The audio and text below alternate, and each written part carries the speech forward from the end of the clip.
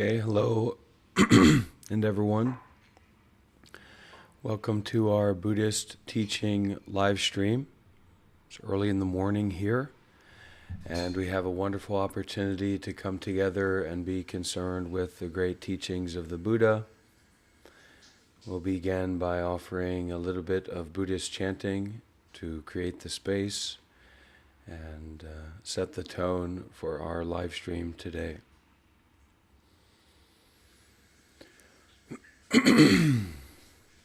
You're welcome to chant along with me if you can. Namo tassa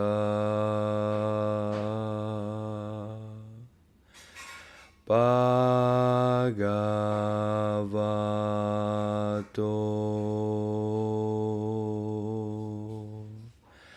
arahato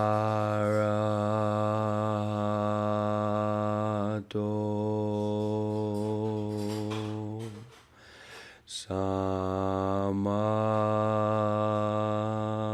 sambuddhassa.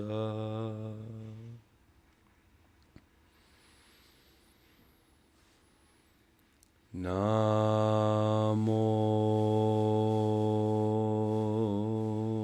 tassa bhagavato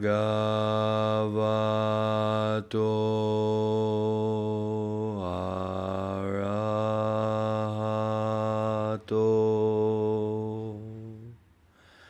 sama sambuddhassa.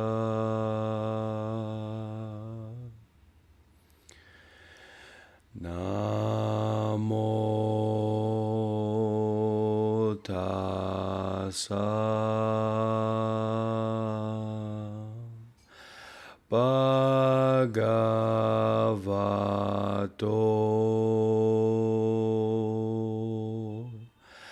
arahato sama sambuddhassa.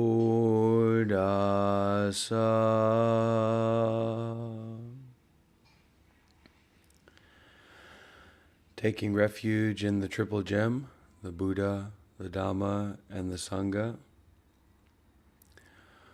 Buddham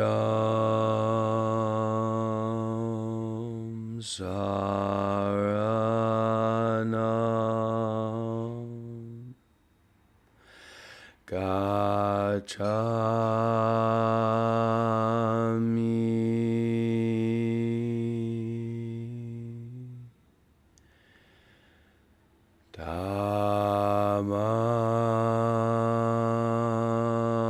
Dhammam saranam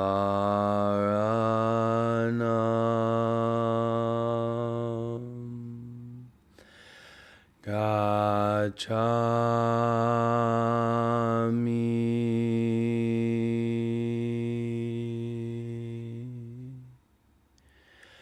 Sangham saranam gacchami.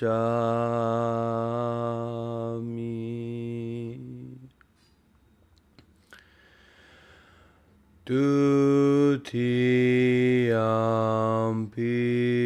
buddham saranam gacchami.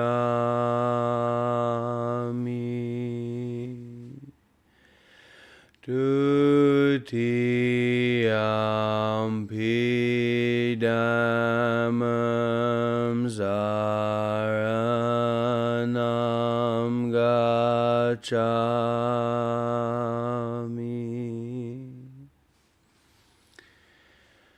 Dutiyampi sangham saranam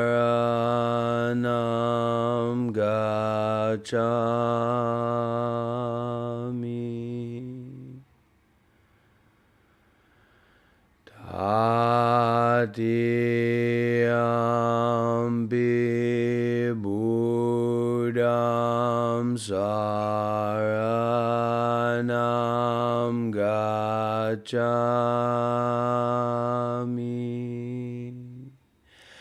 Tatyambi Dhammam Saranam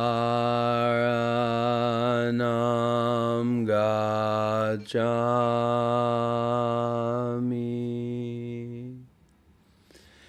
Tatyambi Sangham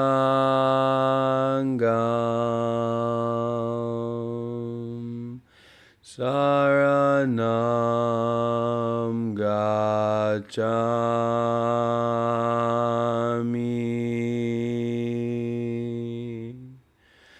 Dadu, dadu, dadu.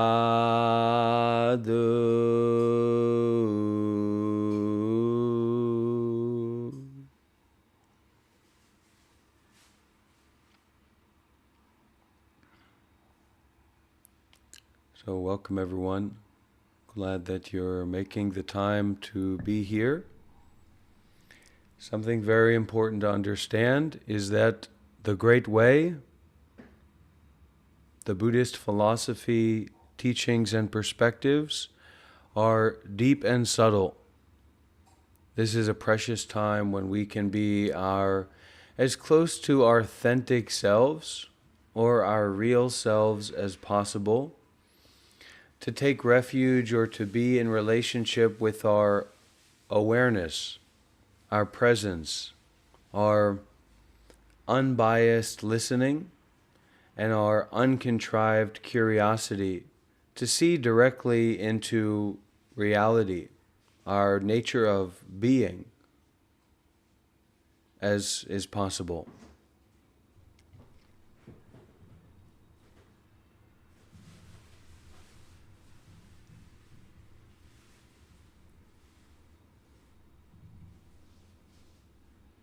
So we'll continue with our morning chanting, going into the 4 great Bodhisattva vows.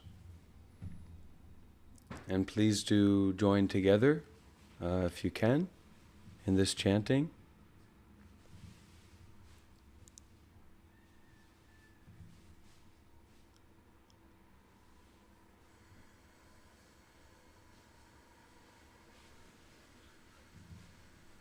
Very healthy for you, it's very good for you to do this.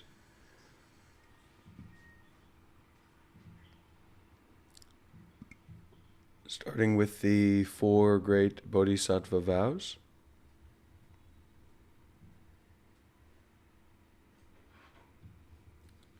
I'd like to give a little bit of information about the 4 Bodhisattva vows before we go more deeply into it, or before we do the chanting. So these vows are very important in Mahayana Buddhism, less so in Theravada.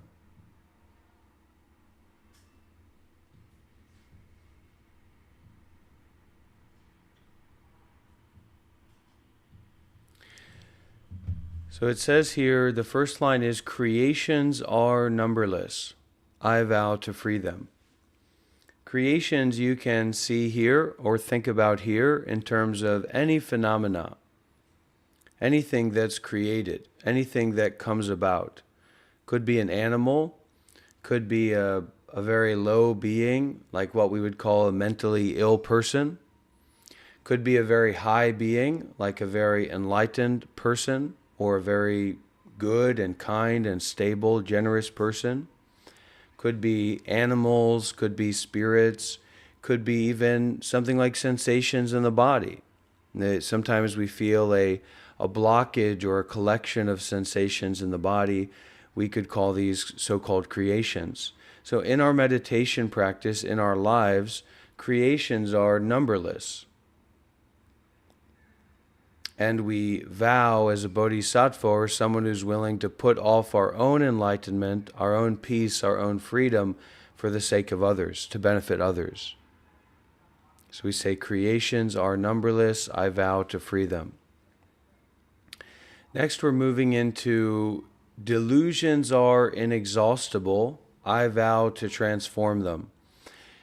All right, so delusions are inexhaustible, meaning thoughts that you have about yourself or other people or the world or different situations.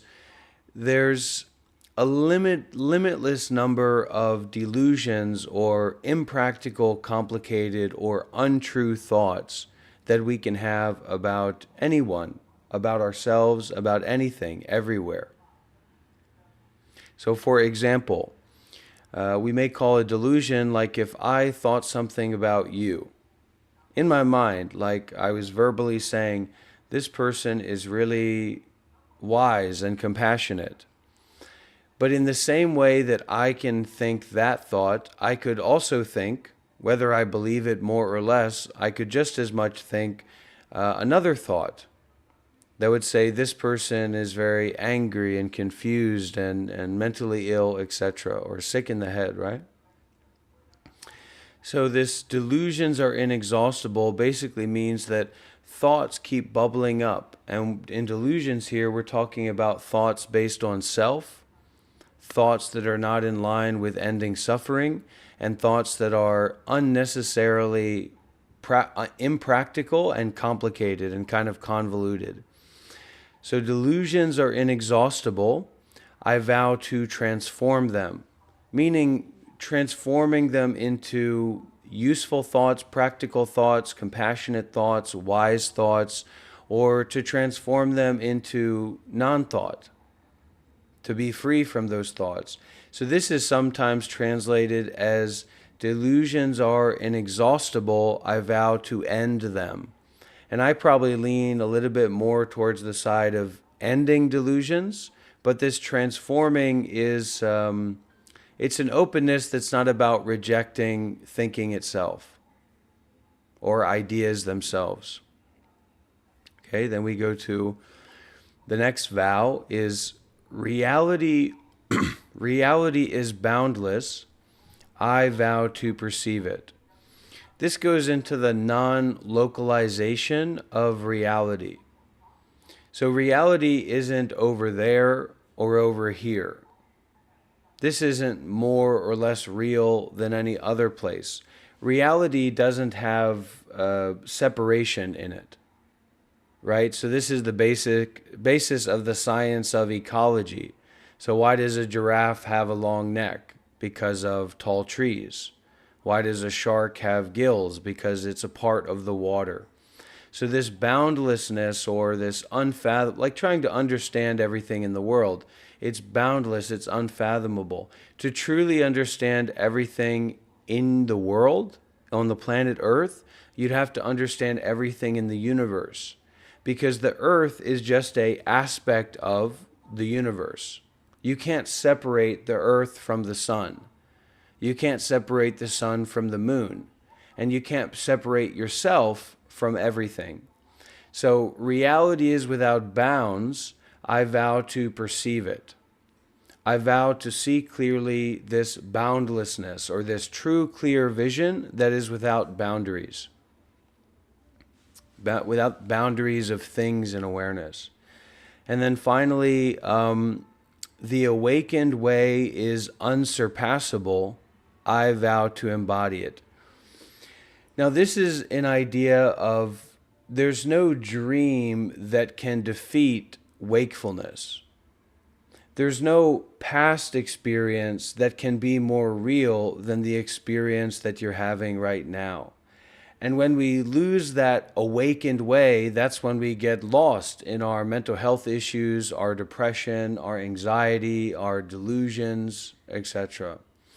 So this awakened way is unsurpassable. Nothing can surpass. Nothing can be more real or more true than what's happening right now. And this awakened way is awakening to being totally free from everything. right? It's like freedom is unsurpassable. There's no greater value or wealth than being free. Doesn't matter how healthy you are, how wealthy you are, how intelligent you are, if you're not free. So the awakened way is unsurpassable. I vow to embody it. And see, so these are the vows that we're taking or incorporating into our lives to give us inspiration for our meditation practice and also give us direction to go in terms of what we're doing. So let's chant this together now. Can everybody see the text on the screen?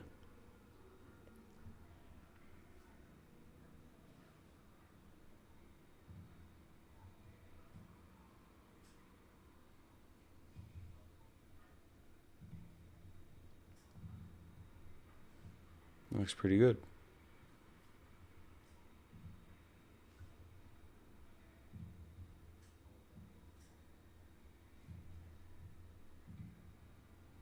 So you can try to join me in chanting this.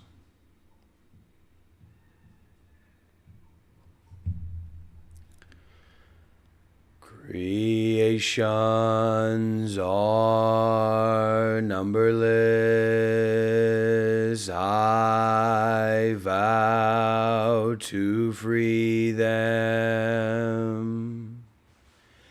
Delusions are inexhaustible. I vow to transform them.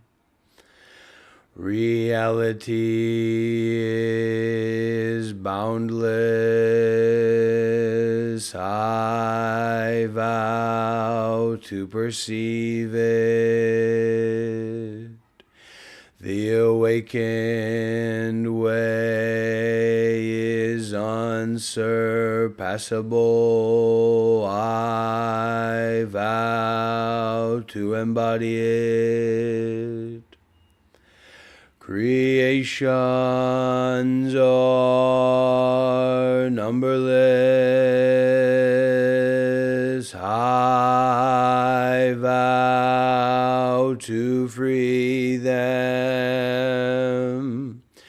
Delusions are inexhaustible. I vow to transform them.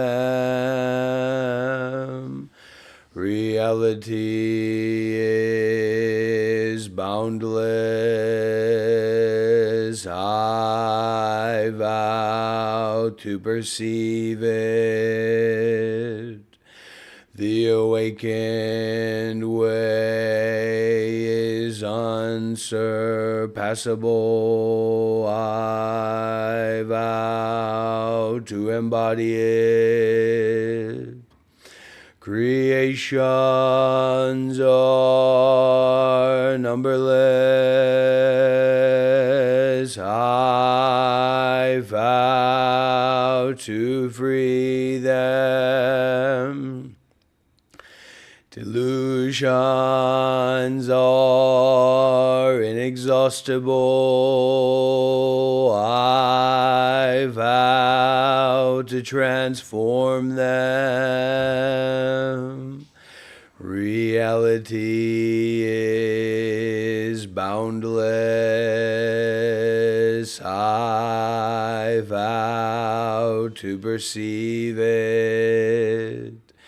The awakened way is unsurpassable. I vow to embody it.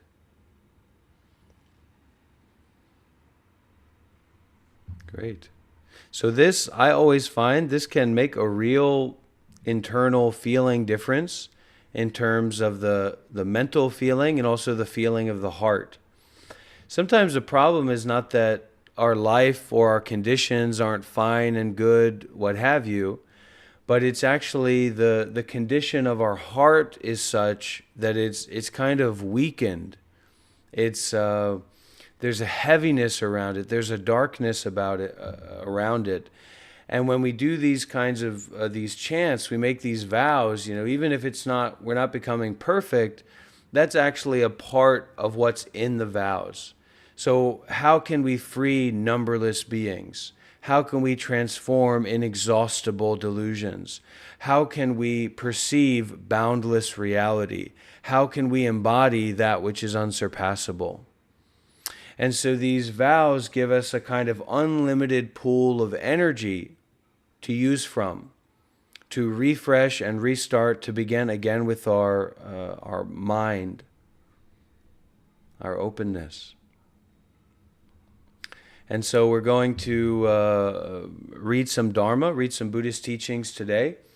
So that means that we can use the verse before the Dharma talk. This is one of my favorite verses. The Dharma is vast and subtle. We now have a chance to hear it, study it, and practice it. We vow to realize its true meaning. The Dharma is vast and subtle. We now have a chance to hear it, study it, and practice it. We vow to realize its true meaning. The Dharma is vast and subtle. We now have a chance to hear it, study it, and practice it. We vow to realize its true meaning.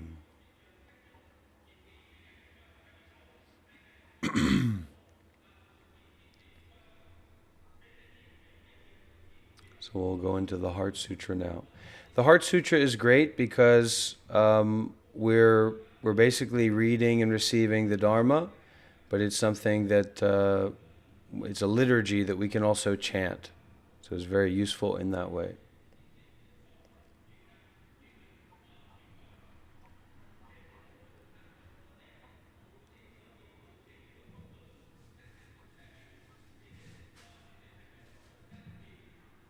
This can take a lot of time. It can take a lot of time to begin really finding any sense of footing and any sense of reality or practicality in approaching Buddhism, because it's so out there. It's so much in contrast to how we're usually taught to live, or we're culturally living in America. So don't let that get you down. Don't let that discourage you. It's something to just kind of be on the ride with. Makahanya Haramita Hridaya Heart Sutra. The Sutra on the heart of realizing wisdom beyond wisdom. Avalovikteshvara, who helps all to awaken, moves in the deep course of realizing wisdom beyond wisdom, sees that all 5 streams of body, heart, and mind are without boundary and frees all from anguish. O Shariputra, form is not separate from boundlessness. Boundlessness is not separate from form. Form is boundlessness. Boundlessness is form. Feelings, perceptions, inclinations, and discernment are also like this. O Shariputra, boundlessness is the nature of all things. It neither arises nor perishes, neither stains nor purifies, neither increases nor decreases. Boundlessness is not limited by form nor by feelings, perceptions, inclinations, or discernment.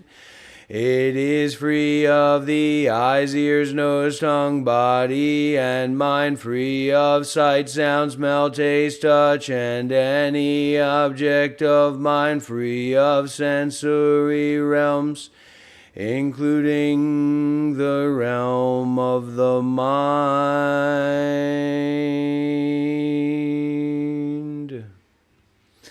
It is free of ignorance and the end of ignorance. Boundlessness is free of old age and death, and free of the end of old age and death. It is free of suffering, arising, cessation, and path, and free of wisdom and attainment. Being free of attainment, those who help all to awaken abide in the realization of wisdom beyond wisdom and lived with an unhindered mind. Without hindrance, the mind has no fear.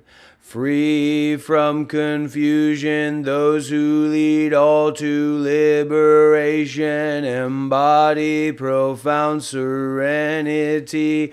All those in the past, present, and future who realize wisdom beyond wisdom, manifest unsurpassable and thorough awakening.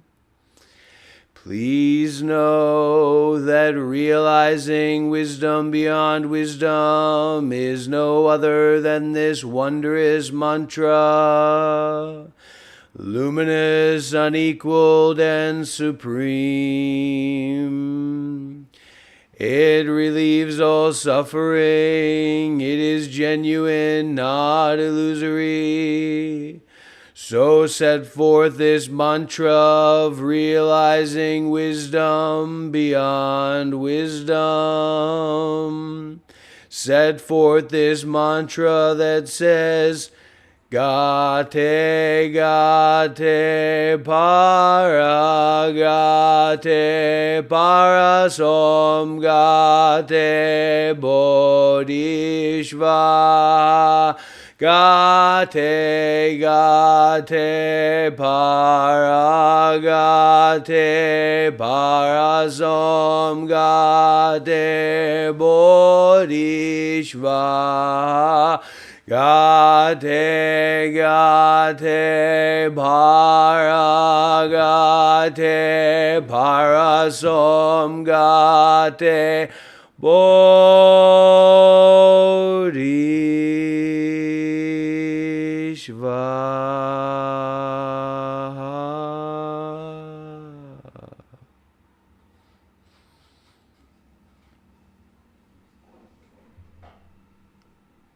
So two elements I'd like to teach about and share about with the group. One is the backwards way of specificism that we have as unenlightened people. So, for example, when we say form, so form would be like any form, right? Like anything, any solid form, any solid mashed together of elements that appears as a no sugar root beer or a phone, a computer, etc. This live stream. So in this backwards way, we take details about things, so like the ingredients of this, carbonated water, natural coloring, to be more specific than forms. So actually forms is more specific than the details on the ingredients of the back of this sugar-free root beer. And actually when we try to focus in on these different labels, we're getting more and more sucked into a less connected and a less aware way of being, way of seeing, way of hearing. So that sound is actually more specific than various, this sound and that sound, because it's boundless, it's never ending, right? So this term of form, it encompasses all forms. So when we say form is boundlessness, boundlessness is form, it's not this vague idea, it's this specific idea about detaching from labels and detaching from so-called specific things. And rather we're going to broader or greater things, like the thing of form or the thing of space or the thing of matter. Right? So in science, for example, matter would be more specific scientifically than popcorn. Very subtle principle, but very important principle as well. It's like trying to talk about an individual white person without white people existing. That's the backwardsness of it. So if you don't have the foundation in the mind for this clear awareness, this clear vision of, that there's white people, there's black people, there's land, there's ocean, etc., then you can't then if you don't realize that and understand that, then you're going into the specifics of what's in the ocean when you don't even have the understanding of what the ocean is, or oceaning, or landing. So forms, right? Everything that you see around you is a form. And that's more specific than going into the thought-based ideas and stories about, well, this thing is from here and this thing is made out of this and that, and you just go on and on forever. Rather, we call it form. So this can be a form of a good thing or a bad thing, any form, all form, okay? Form is boundlessness. It doesn't matter what the form is, and boundlessness is form. So this kind of false specificity or reversed specificity, it makes us very impractical. It's very prime for feeding delusions and perpetuating delusional ways of being. The other thing I wanted to bring your attention towards, right, is being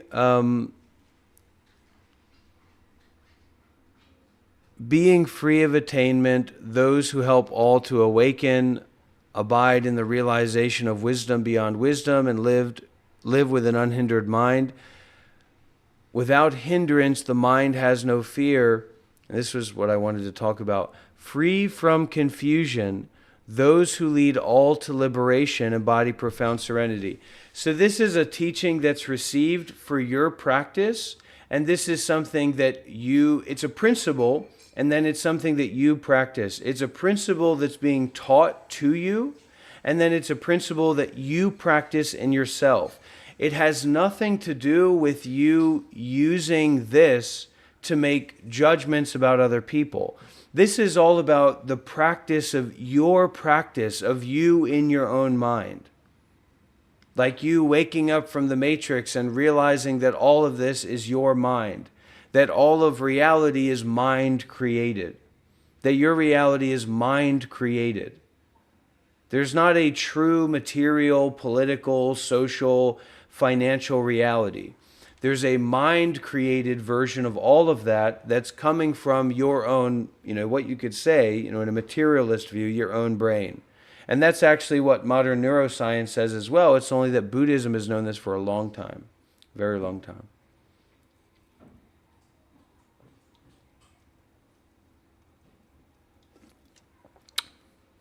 Okay, I'm doing great today, huh? All right, let's go to the Enmei Juku Kanangyo, 10-line Sutra of Avalokiteshvara's Boundless Life. This is a good one. This is a favorite one of mine. So I encourage you to join me in the chanting for this. This is very healthy for you. This is very, very healthy for you to do this, okay?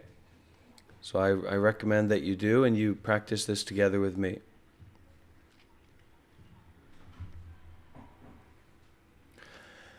Enmei Juku Kanangyo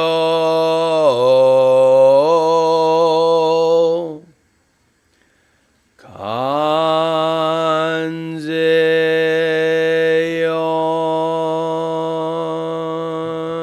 Namu Butsu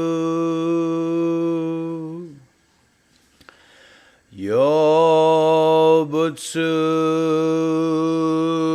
in yo butsu en buboso en joraku gajo chonen kanzeyon bonen kanzeyon nen jushin ki nen furishin kanzeyon namu butsu yo butsu en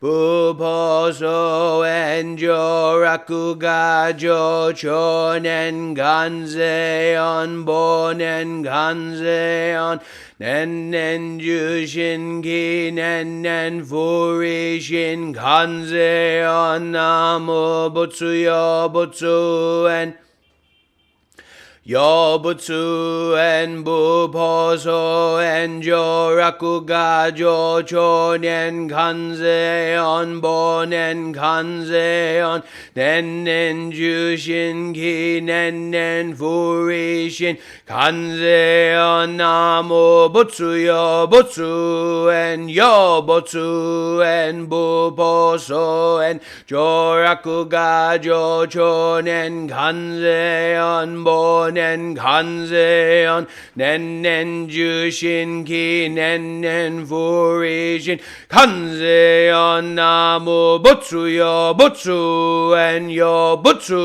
en buposo en joraku gajo chonen kanzeon bonen kanzeon nen jushin ki nen furishin. Does anybody know if that was 5 or 6? I think that might have been 5. Anybody counting that? Supposed to do it 6 times.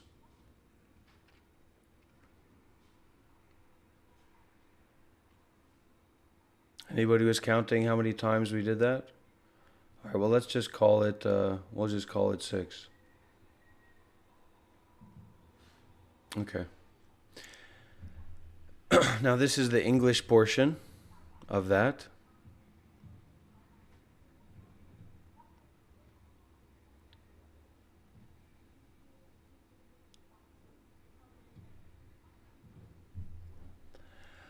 Avalokiteshvara, perceiver of the cries of the world, takes refuge in Buddha, will be a Buddha, helps all to be Buddhas, is not separate from Buddha, Dharma, Sangha. Being eternal, intimate, pure, and joyful, in the morning be one with Avalokiteshvara, in the evening be one with Avalokiteshvara, whose heart moment by moment arises, whose heart moment by moment remains. Avalokiteshvara, perceiver of the cries of the world, takes refuge in Buddha, will be a Buddha, helps all to be Buddhas, is not separate from Buddha, Dharma, Sangha. Being eternal, intimate, pure, and joyful, in the morning be one with Avalokiteshvara, in the evening be one with Avalokiteshvara, whose heart moment by moment arises, whose heart moment by moment remains. Avalokiteshvara, perceiver of the cries of the world, takes refuge in Buddha, will be a Buddha, helps all to be Buddhas, is not separate from Buddha, Dharma, Sangha.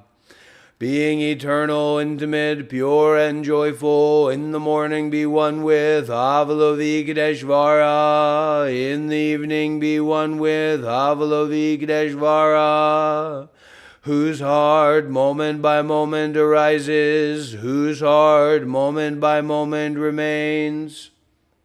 This is one that we can all do together here.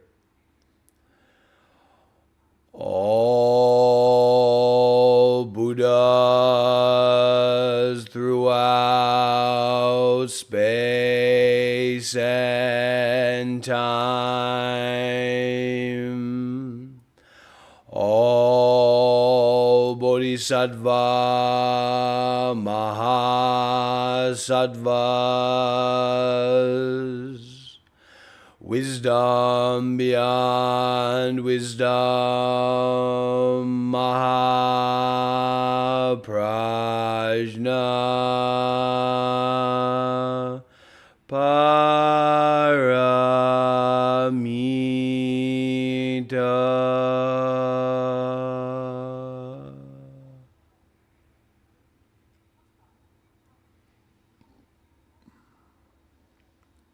So we'll now practice meditation together.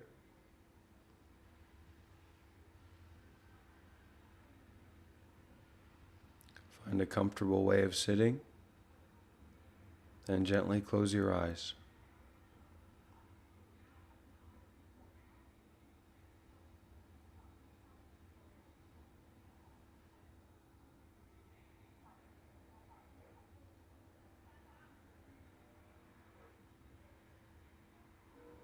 If the meditation at any time becomes confusing,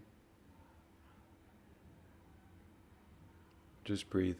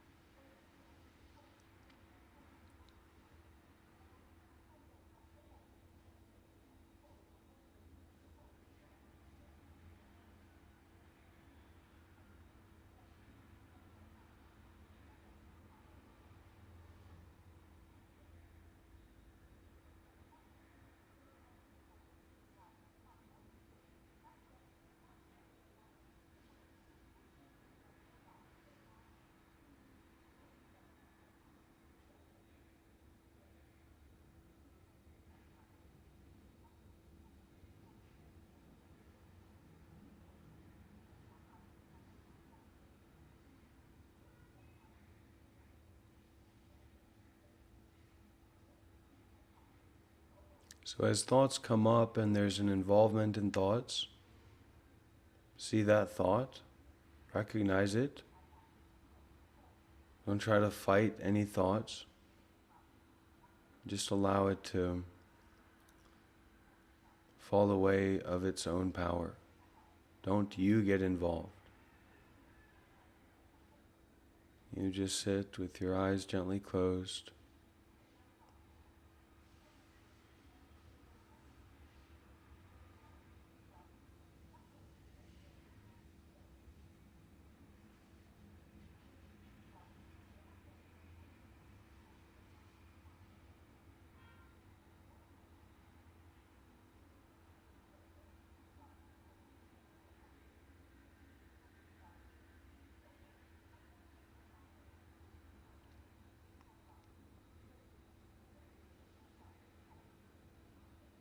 So this meditation is at the core of our Dharma practice,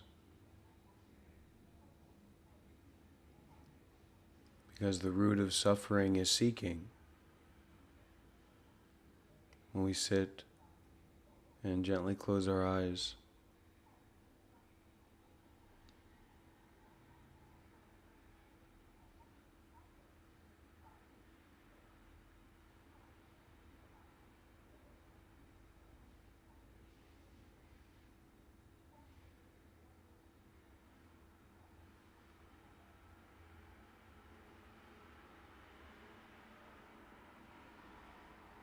just be patient, open.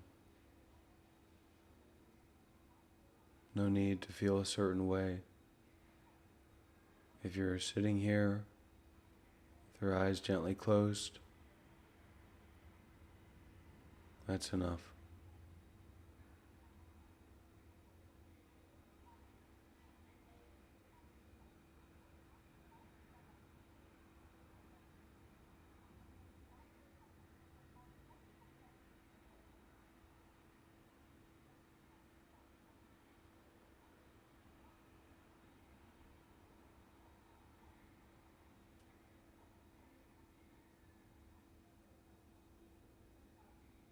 So all our thinking, all our ideas and plans and reactions,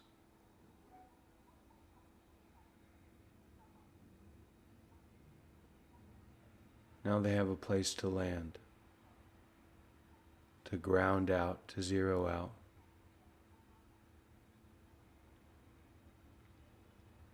So let them. Let them come. Let them go.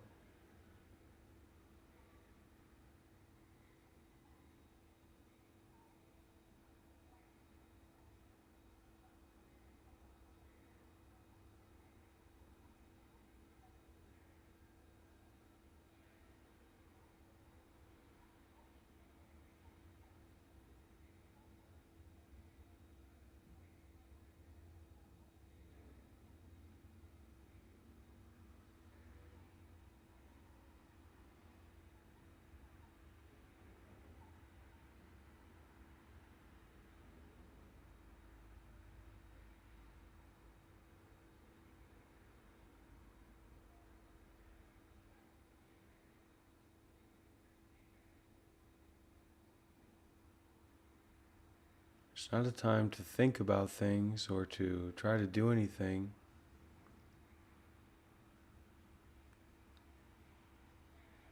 But observing that happening, not being for or against it.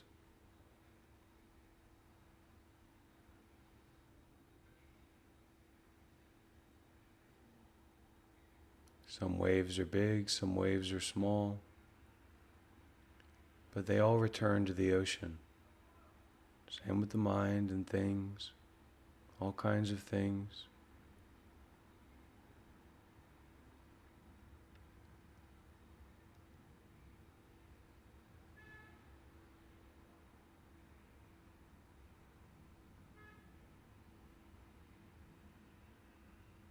Like a big, busy bus station. All kinds of people with all kinds of things going to all kinds of places. But you aren't going anywhere. You're just sitting with your eyes gently closed. as all this takes place.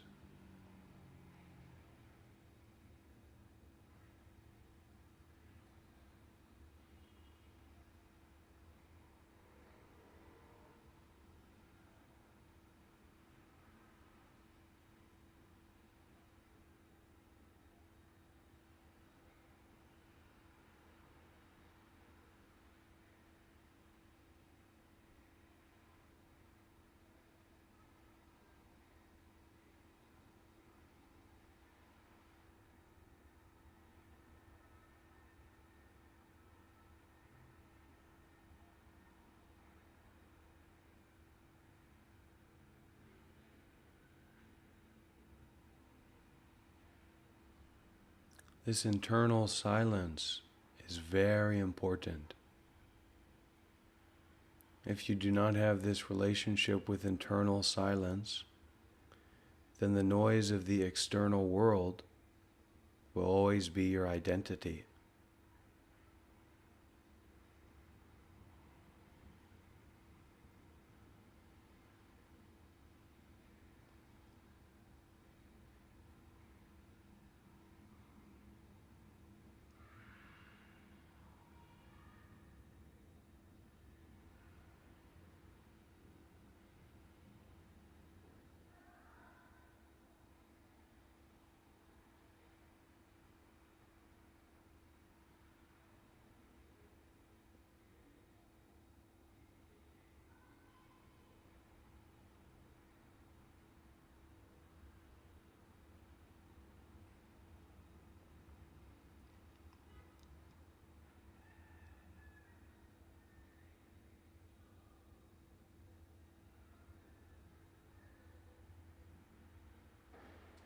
And in our meditation, we want, it's the point, to feel the subtleness of suffering. We practice meditation not to feel good, we practice meditation to see the noble truths. The first noble truth is that there is suffering.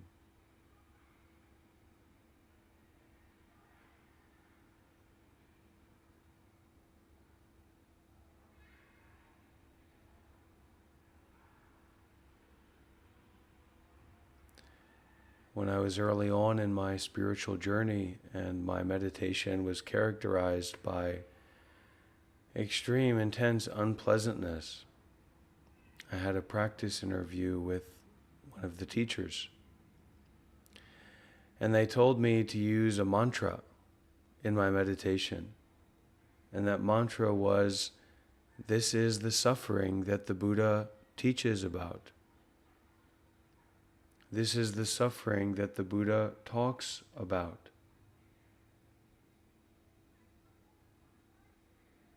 And that is precisely what we are here to do. To be aware of suffering, not to avoid it. Or try to make it be a different way. If you can be aware of the suffering inside of yourself, then you can meditate.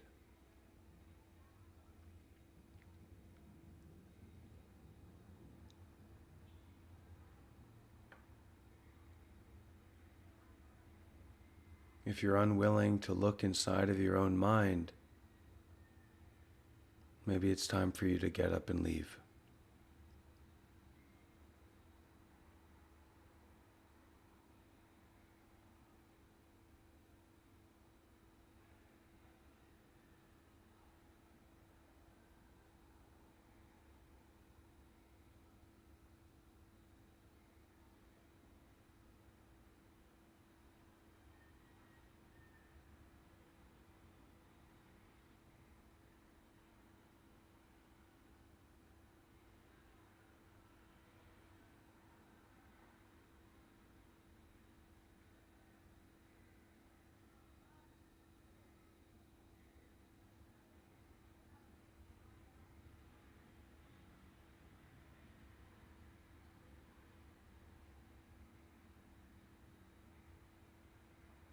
When you find that the thoughts are compulsive and kind of energizing, you can pull back the reins a little bit. Say, wait a minute.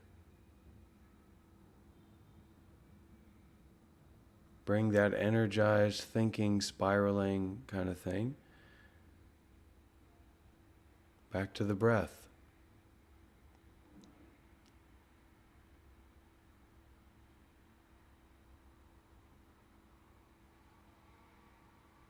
When we think that there's something to get out of our meditation, we're likely to make all kinds of problems for ourselves, unnecessary problems.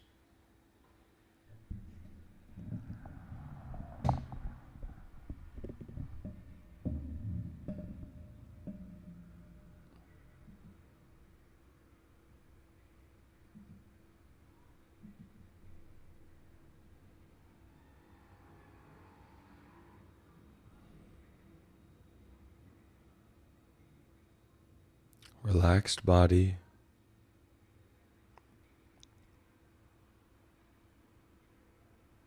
concentrated mind, eyes gently closed.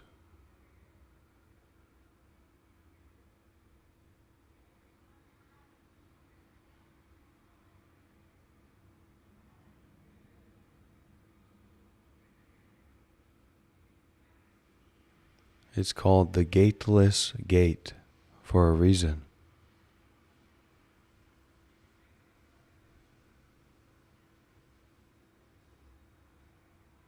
There may be 80,000 Dharma keys, but this gate doesn't need a key. It doesn't need a method. It doesn't need an answer. It doesn't need a solution. It's just up to you whether or not to walk through.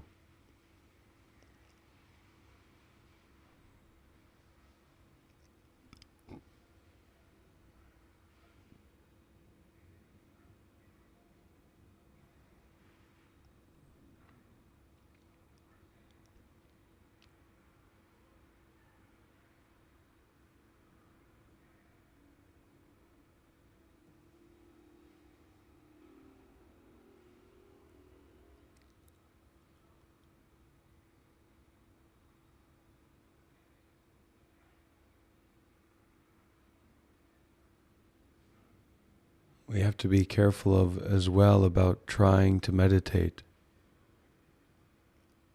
You can waste a lot of energy by trying to meditate, creating more stress.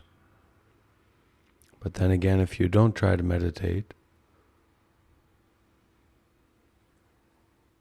then not trying to meditate won't be valid.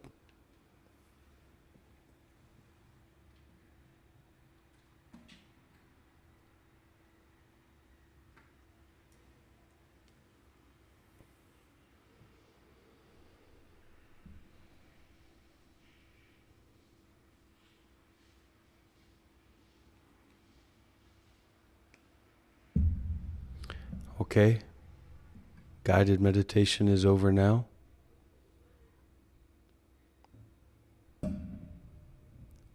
Feel free to ask a question or share your experience.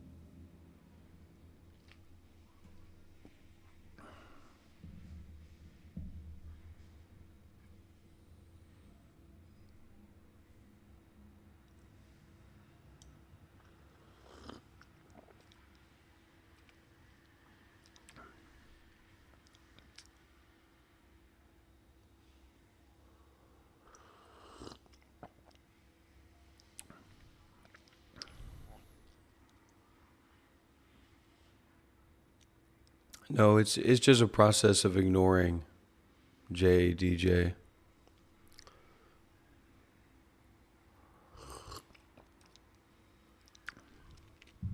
As you sit more and you endure more, there's more for you to ignore. Sensations getting more subtle, more intense.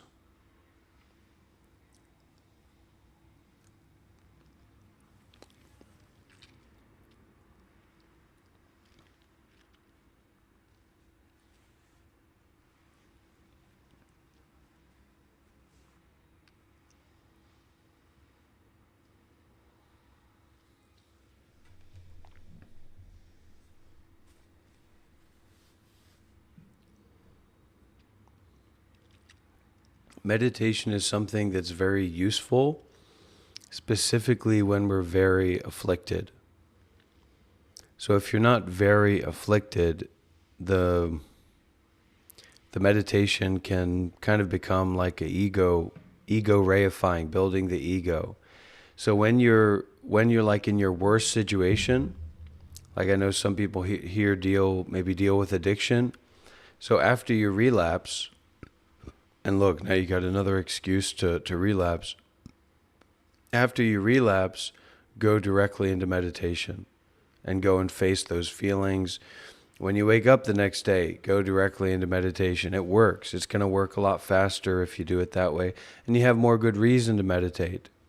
So the reason for Buddha's meditation was this deep, deep affliction. Siddhartha Gautama's meditation was this deep, deep affliction.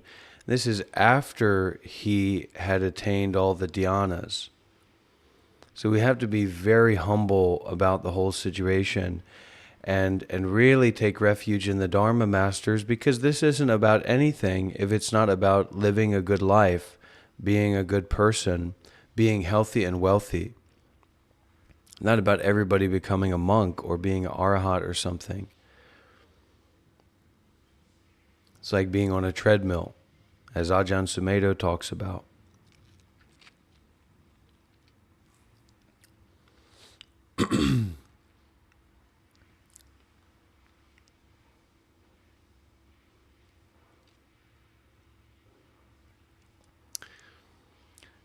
What is detachment, or is that separate from the ignoring? Actually, no, it's mindful ignoring, but it's true ignoring. So there's trying to ignore something, and then there's actually, that thing is so ignored that it doesn't exist. And you can actually embody that. But it's deep. The detachment is very deep. In terms of capacity, you could say it's like your capacity or ability to give up what you hold on to. And the exercisement of that's the principle. The principle of detachment is like generosity. The practice of detachment is the selfless action of not being involved with appearance and disappearance of things, of phenomena.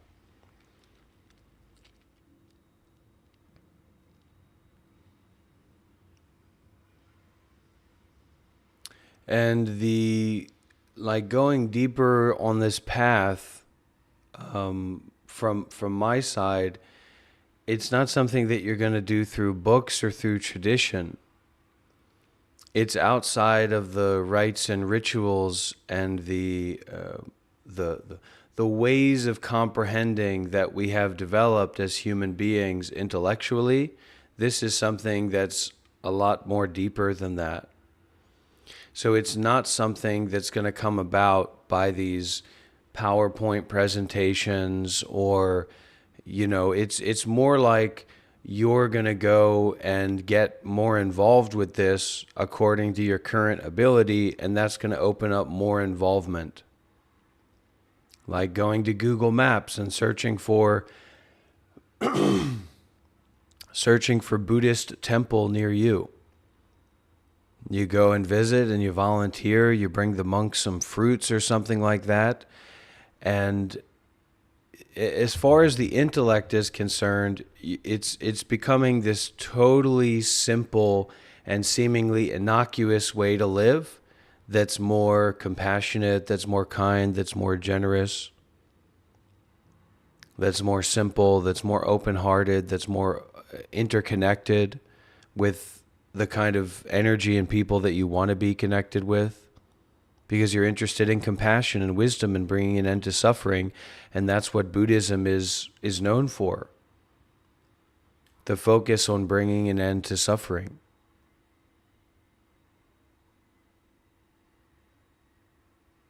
You know, modern psychology is much less well equipped, and it's like Harvard versus a community college. When you look at modern psychology or psychiatry versus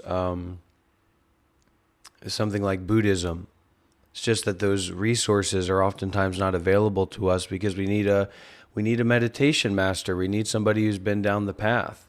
We need somebody who knows how to cure deep, complex suffering through their own practical experience, and then can share that, the subtlety of that, with people.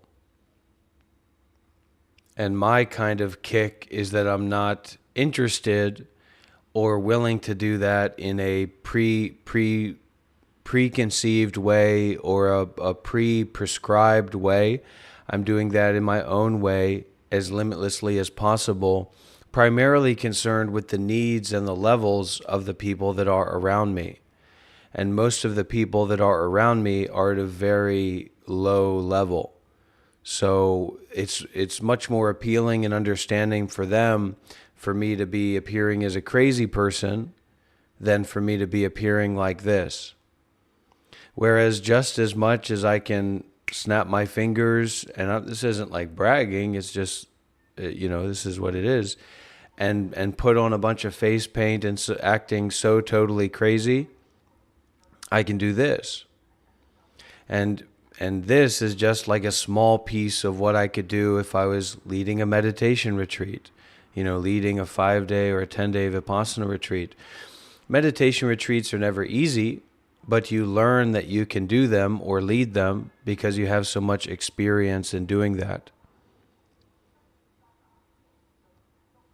And my way of acting and my way of being is more like a commentary or a reflection of the way that the world is.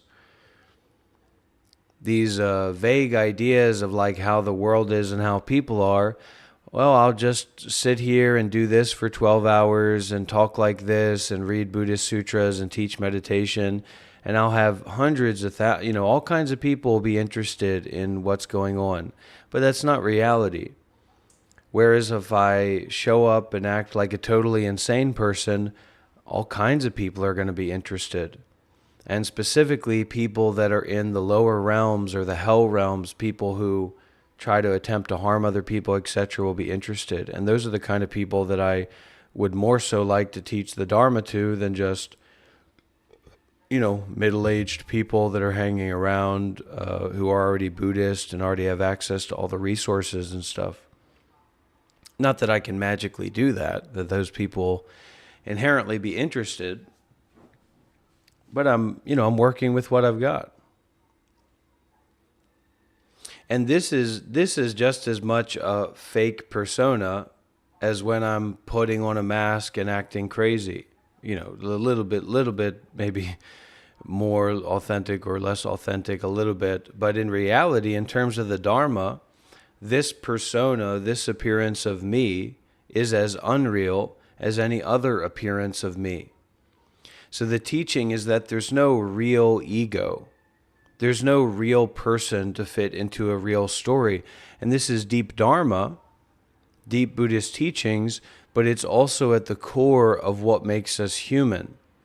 This quality of generosity is what makes compassion and wisdom really possible. Generosity here meaning willing to give up what we hold on to that has value to benefit others. Period. Because, we can have a mindset where, well, if it benefits somebody else, it benefits me. But in your action of contraction around your body, and all the great saints and sages that we've looked up to in the past, right? Their edification as being saintly or being in relationship to God has been their practice of sacrificing themselves for others. Literally, even in the story of Jesus. or the story, the life of Thich Quang Duc, who self-immolated to bring awareness and protest against the Vietnamese War from the Buddhist side.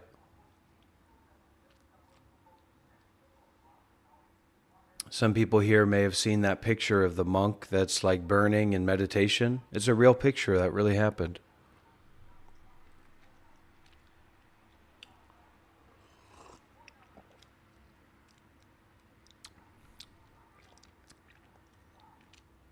So like my aspirations or directions, maybe I'd like to start doing like workout streams where I like go to the gym and lift weights and work out while live streaming.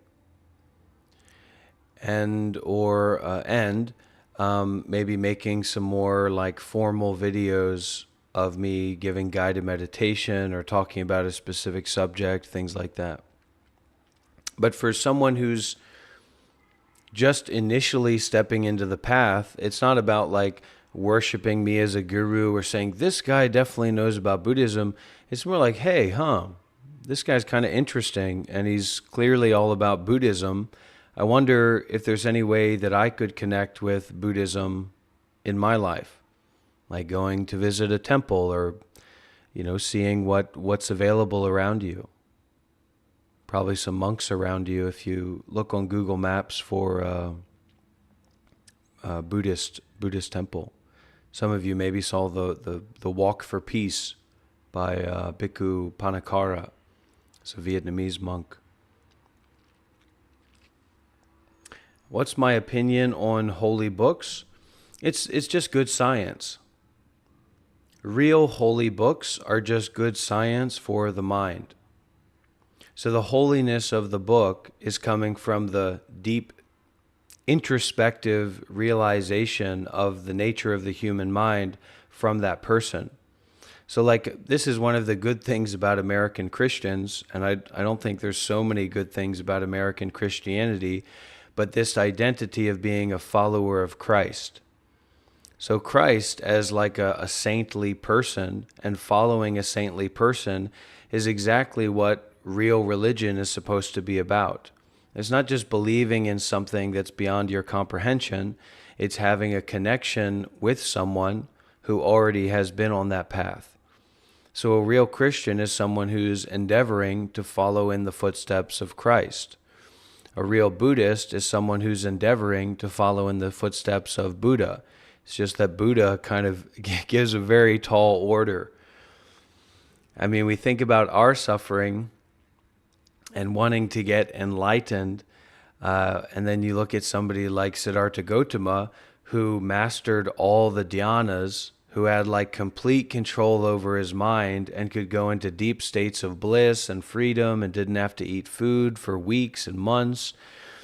Was totally free, could do whatever he wanted, and said, yeah, but those states of bliss and total freedom and equanimity and freedom from suffering are temporary. So I'm not really fully free. So I'm going to sit under this tree, and luckily I was just sitting here kind of suffering and struggling and starving. And then some milk maiden came by and gave me some milk rice. So I got a little bit of energy. So now I don't have anything better to do. So I'm going to sit under this tree and either I'm going to die or I'm going to become free from this whole shebang of suffering, of unsatisfactoriness. And thankfully for all of us, he was successful.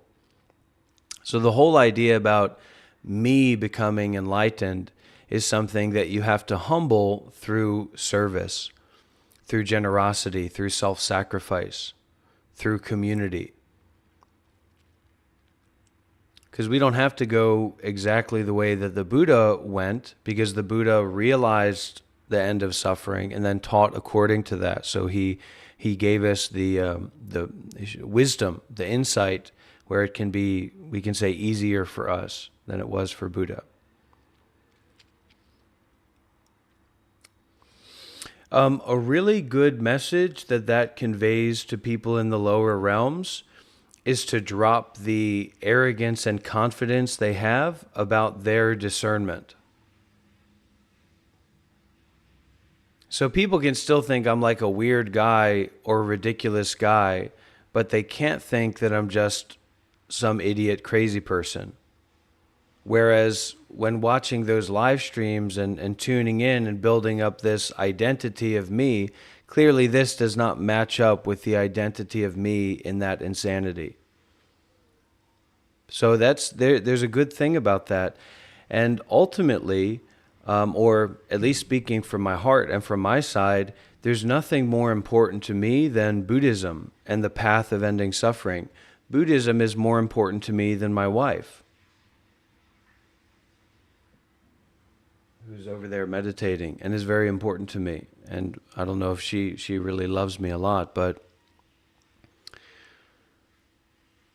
and I think that there's not another vehicle for those people to experience that contrast. It's not like I'm trying to get over on those people or make them feel unintelligent or anything like that. It's just I have a certain way of representing myself and being that doesn't follow the norms of weakness or insanity, etc.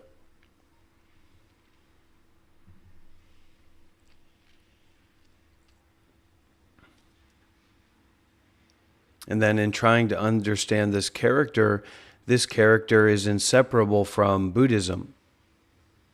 And as time goes by, I think I'll probably do less of the performance art and things, but I do enjoy doing that as well. And luckily, I'm in a position, because I'm a part of a community, I have my own teachers, I have my own communities,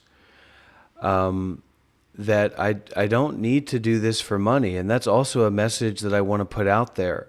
Like, I can spend 12 hours a day live streaming in whatever way and trying to get views, which is kind of an issue inside of myself because I can get attached to fame, but that I'm not doing that for money, and that I'm not doing that from this totally ignorant, unaware place.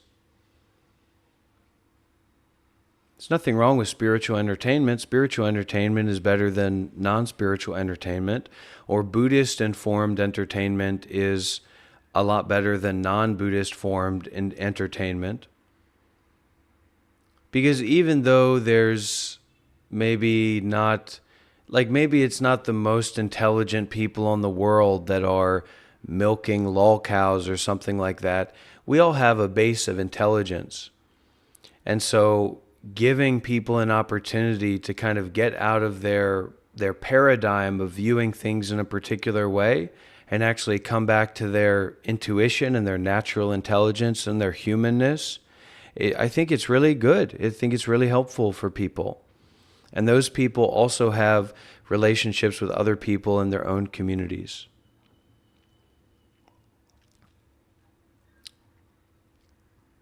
So hopefully get some people out of those cycles. It's just like with working with young people. Like, you can't just do things the way that things have been done for them and have been presented to them if you want to reach them and change the dynamics of what they're going through. And if nobody's willing to sacrifice their self-performance or their self-identity to reach people in a way that's not normal, then they're going to have to keep going on the same tracks that they've been going on. This is not about ideas of grandeur or I have some holier-than-thou vision about myself. It's just that as much as I'm acting like a crazy, insane person, I mean, you can feel it. You'll be able to see it. This isn't like a show. I'm not like holding myself together and waiting to freak out and break down. This is, clearly is something that's coming from my heart and coming from a place of stability and peace. That's not some incentive for people to follow me or worship me or whatever, because I have community. I don't need more people to follow me. I don't need more random people online to take me serious. If anything, I'm trying to speak out against that whole narrative that people taking you seriously and presenting yourself in a way where people take you seriously is somehow helpful to society and the world.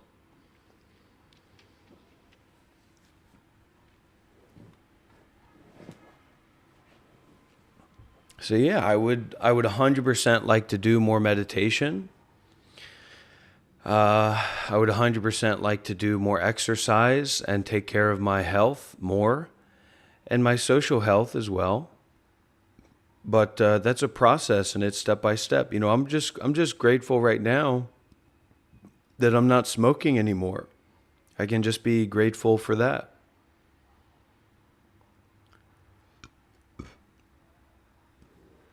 Breathing all that smoke into my lungs. I mean, it's really not healthy.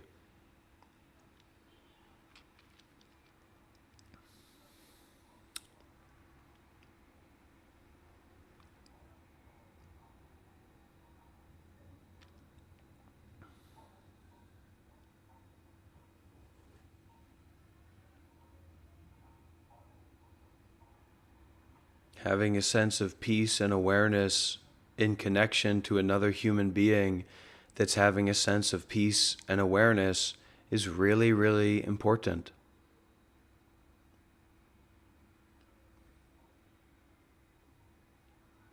and valuable for everybody.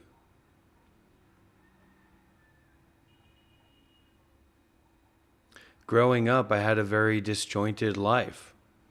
My parents were divorced. I went to so many different schools, lived in so many different houses. There, my parents didn't have the time or energy or the space because they were so busy working as like single parents and trying to support me that there was basically no point where any interest of mine was identified and then supported. I was just pushed through the common education system and pushed through the common entertainment system, like a PSP or a DS. And that put me in a position where I never really had this connection with like latching onto something that was important to me and that I was inspired by and connected with to follow through with that.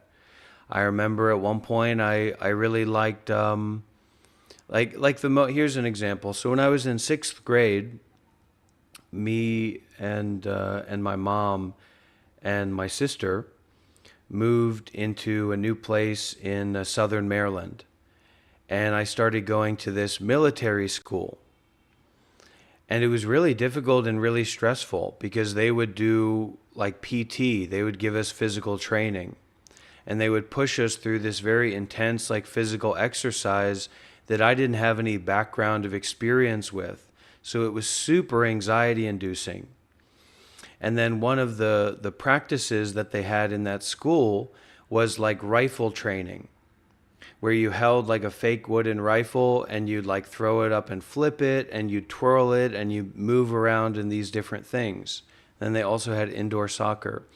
So the moment that I started getting actually acquainted and becoming like a little bit intuitive and skillful and actually enjoying doing like those rifle drills, we had to move to, I don't know if my mom lost her job or what, but we moved to a new school. And I was immediately like now overwhelmed by a totally new social environment where I didn't know anybody, nobody knew me, and I was just there as this like blank slate. And I remember even when I was younger, in some elementary school or something or middle school, that like doing video editing and how much I enjoyed video editing. And then, move to another place and all that drops out. And so there's a real disempowerment in me of identifying with something as a passion or as an interest that allows me to self-develop and staying with that and being supported to stay with that. And eventually I found Buddhism, I found meditation, I found Zen, and that stuck. And I've given my whole life to that. I've given everything inside of myself to that repeatedly over years, and I'm still continuing to do that in my own way and trying to take time to settle down and not be traveling around and going everywhere and maybe establishing myself somewhere. I have my partner here, my wife, but we're just partners. We're partners in spiritual life, and she supports me so much to do, this work, which is my current practice of staying deeply connected with Buddhism and meditation, and helping other people connect with that as well.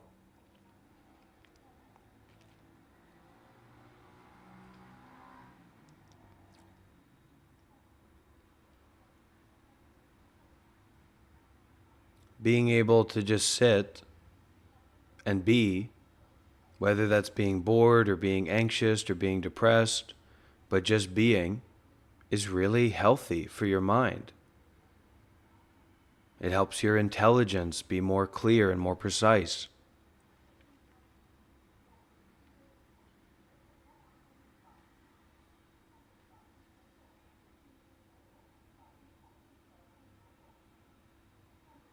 It helps your mind rest and recover and be more deep.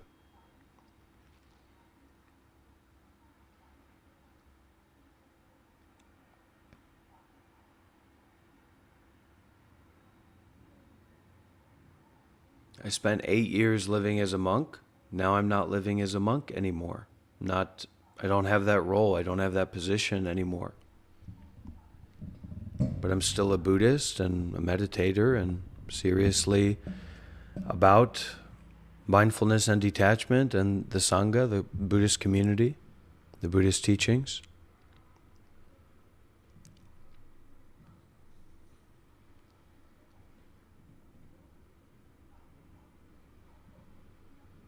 But I'm not here to prove or explain myself to anyone. I'm not even here to prove or explain myself to myself.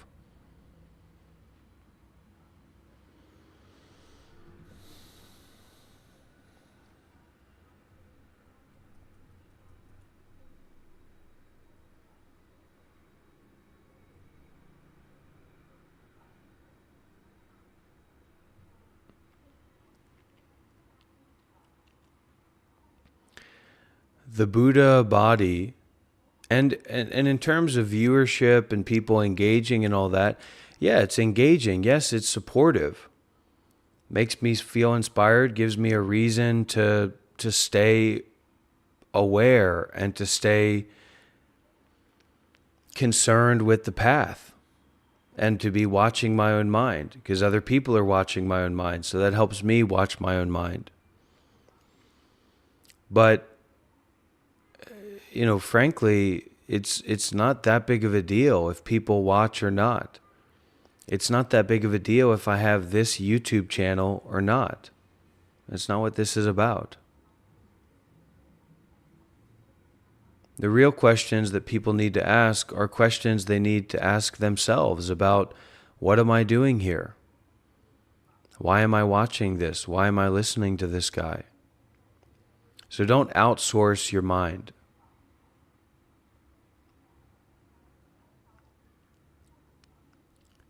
The Buddha body extends throughout all the great assemblies.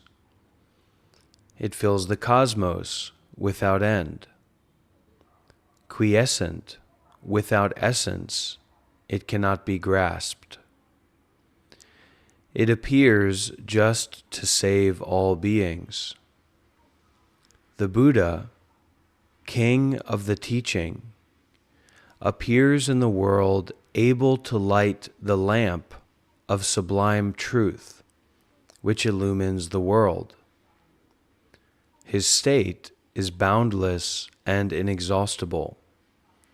This is what name of freedom has realized. So another name for the Buddha is name of freedom. The Buddha is inconceivable, beyond discrimination. Discrimination is like picking and choosing, comparing and contrasting. Comprehending forms everywhere as insubstantial. For the sake of the world, he opens the wide path of purity. This is what pure eyes can see. The Buddha's wisdom is unbounded. No one in the world can measure it. It forever destroys beings' ignorance and confusion. great intelligence, another name for Buddha, has entered this deeply and abides therein. Peace. The Buddha's virtues are inconceivable. In beings who witness them, afflictions die out. They cause all worlds to find peace. Immutable freedom, another name for Buddha is immutable freedom, can see this. Sentient beings, so that would be everybody here. Everybody here would be a sentient being. Sentient beings in the darkness of ignorance are always deluded. Always deluded can mean always thinking about something rather than having clear perception of reality or the way that it is or attaining to thusness. This is just thus. There's no description of reality that can encapsulate reality. Sentient beings in the darkness of ignorance, ignorance is like attempting to grasp that which cannot be grasped. Like ignorance is attempting to grab onto space or like contain space. It's impossible. Sentient beings in the darkness of ignorance are always deluded. The Buddha expounds for them the teaching of dispassion and serenity. So dispassion is also like detachment, another word for detachment, meaning that there's not this passionate habit energy of grasping onto appearances and ideas. And when we are not in this way of grasping onto appearances and ideas, the ways that we describe things or put things into boxes, then serenity becomes accessible. And serenity is like this reflecting upon not going anywhere, not doing anything, not being in struggle, not having to figure something out. It's like if you had a Rubik's Cube that had 100 cubes on each side. And all of the stress and the confusion and the passion and the frustration about trying to solve this as quickly as possible, right? To make it be the way you want it to be, which is solved. And the dispassion is like setting that cube down and being aware. The serenity of not needing to solve a puzzle. Because life has already solved itself. And in our never-ending endeavors to control life or to dominate life, actually we are destroying life. In our never-ending endeavors to make use of the world, somehow we're destroying the world. And honestly, I don't know about global warming. I don't know about science to that degree, but certainly like how we pollute rivers, how we pollute the ocean, how we've killed all these beautiful animals like whales and dolphins, how we've destroyed like the natural environment of North America so that the Native American people wouldn't be able to sustain themselves.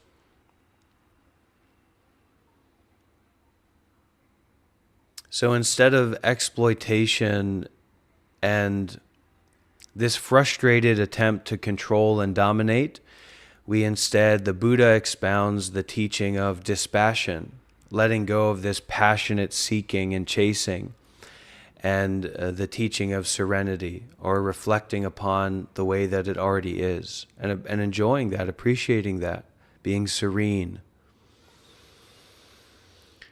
This is the lamp of wisdom that illumines the world. Sublime Eyes knows this technique.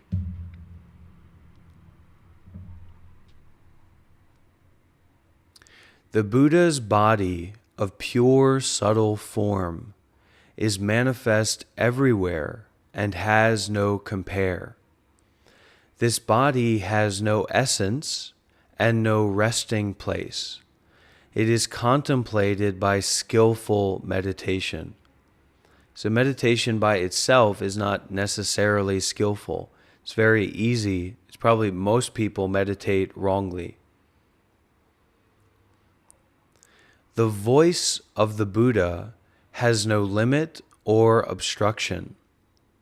All those capable of accepting the teaching hear it. Yet the Buddha is quiescent and forever unmoving. So quiescent is like the opposite of disturbance, peaceful and calm and clear. This is the liberation of delightful knowledge. Serene, emancipated, master of the celestial and the human. There is nowhere in the 10 directions he does not appear.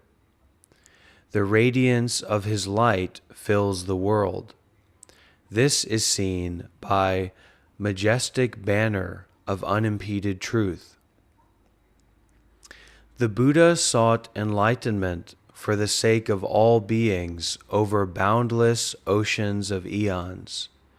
With various spiritual powers he teaches all. Light of fame has realized this truth. Furthermore, the celestial king, banner of the delightful light of truth, found the door of liberation in observing the faculties of all beings, expounding the truth for them and cutting off their doubts.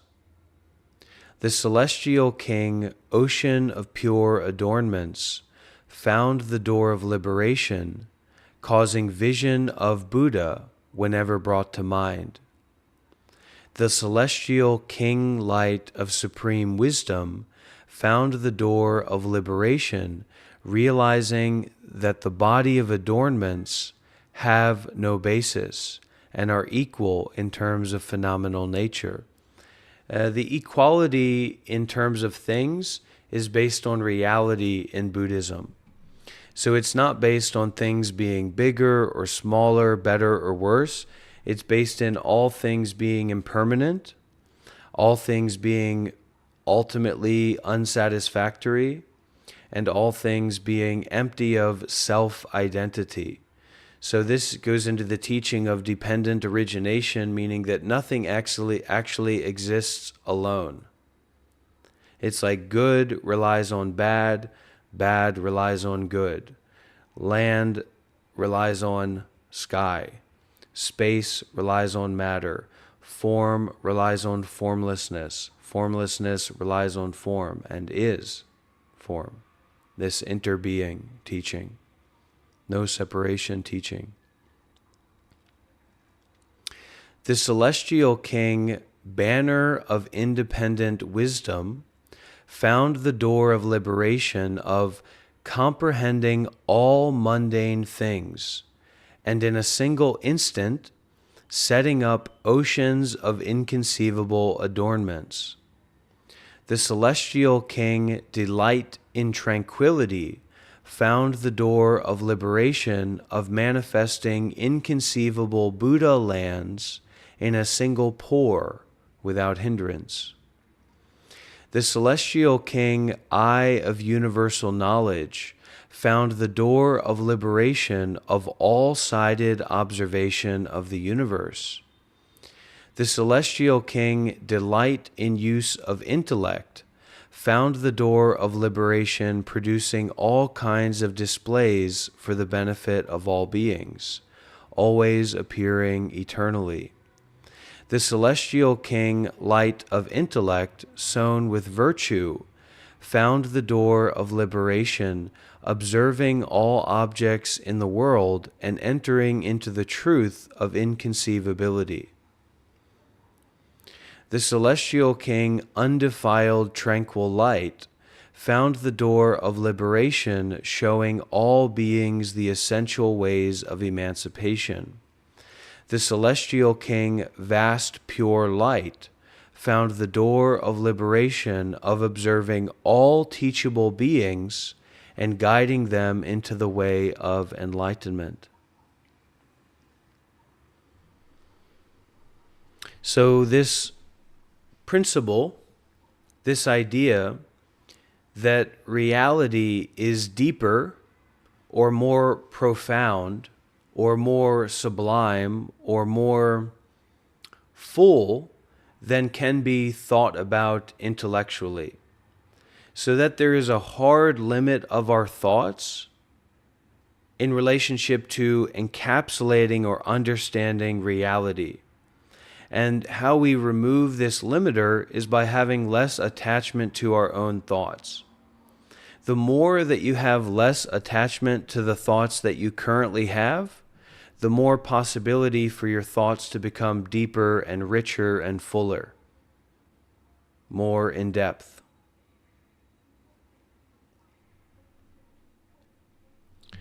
At that time, the celestial king, banner of the delightful light of truth, imbued with the Buddha's power, surveyed all the hosts of the heavens of minor vastness, infinite vastness, and vast results, and said in verse, "The realm of the Buddha is inconceivable. No sentient being can fathom it. The Buddhas cause their minds to develop faith and resolution and great enjoyment without end. If any beings can accept the teaching, the Buddha with spiritual powers will guide them, causing them to always see the Buddha before them. Ocean of adornments sees in this way. The nature of all things has no resting place. The Buddha's appearance in the world is the same way. They have no resting place in any state of being. Supreme wisdom can contemplate the meaning of this. Whatever be the heart's desire of sentient beings, the Buddha's spiritual powers can manifest. Each different, they are inconceivable. This is Wisdom Banner's ocean of liberation. All lands existing in the past. They can show in a single pore. This is the great spiritual power of the Buddhas. Delight in tranquility can expound this. The inexhaustible ocean of all teachings is assembled in the sanctuary of one teaching. Such is the nature of truth explained by the Buddhas. Eye of knowledge can understand this technique. In all lands, in all quarters, expounding the truth in each and every one, the Buddha's body has no coming or going. This is the realm of delight in use of intellect. The Buddha sees things of the world as like reflections of light. He enters into their most recondite mysteries, so finding and examining the mysteries of our own mind, and explains that the nature of all things is always quiescent. Intellect, sown with virtue, can see this. The Buddha knows all phenomena, so there's nothing that the Buddha doesn't know. There's no aspect of the mind that the Buddha hasn't looked into and seen. One way to think about this would be a kind of quantum mechanics for the mind.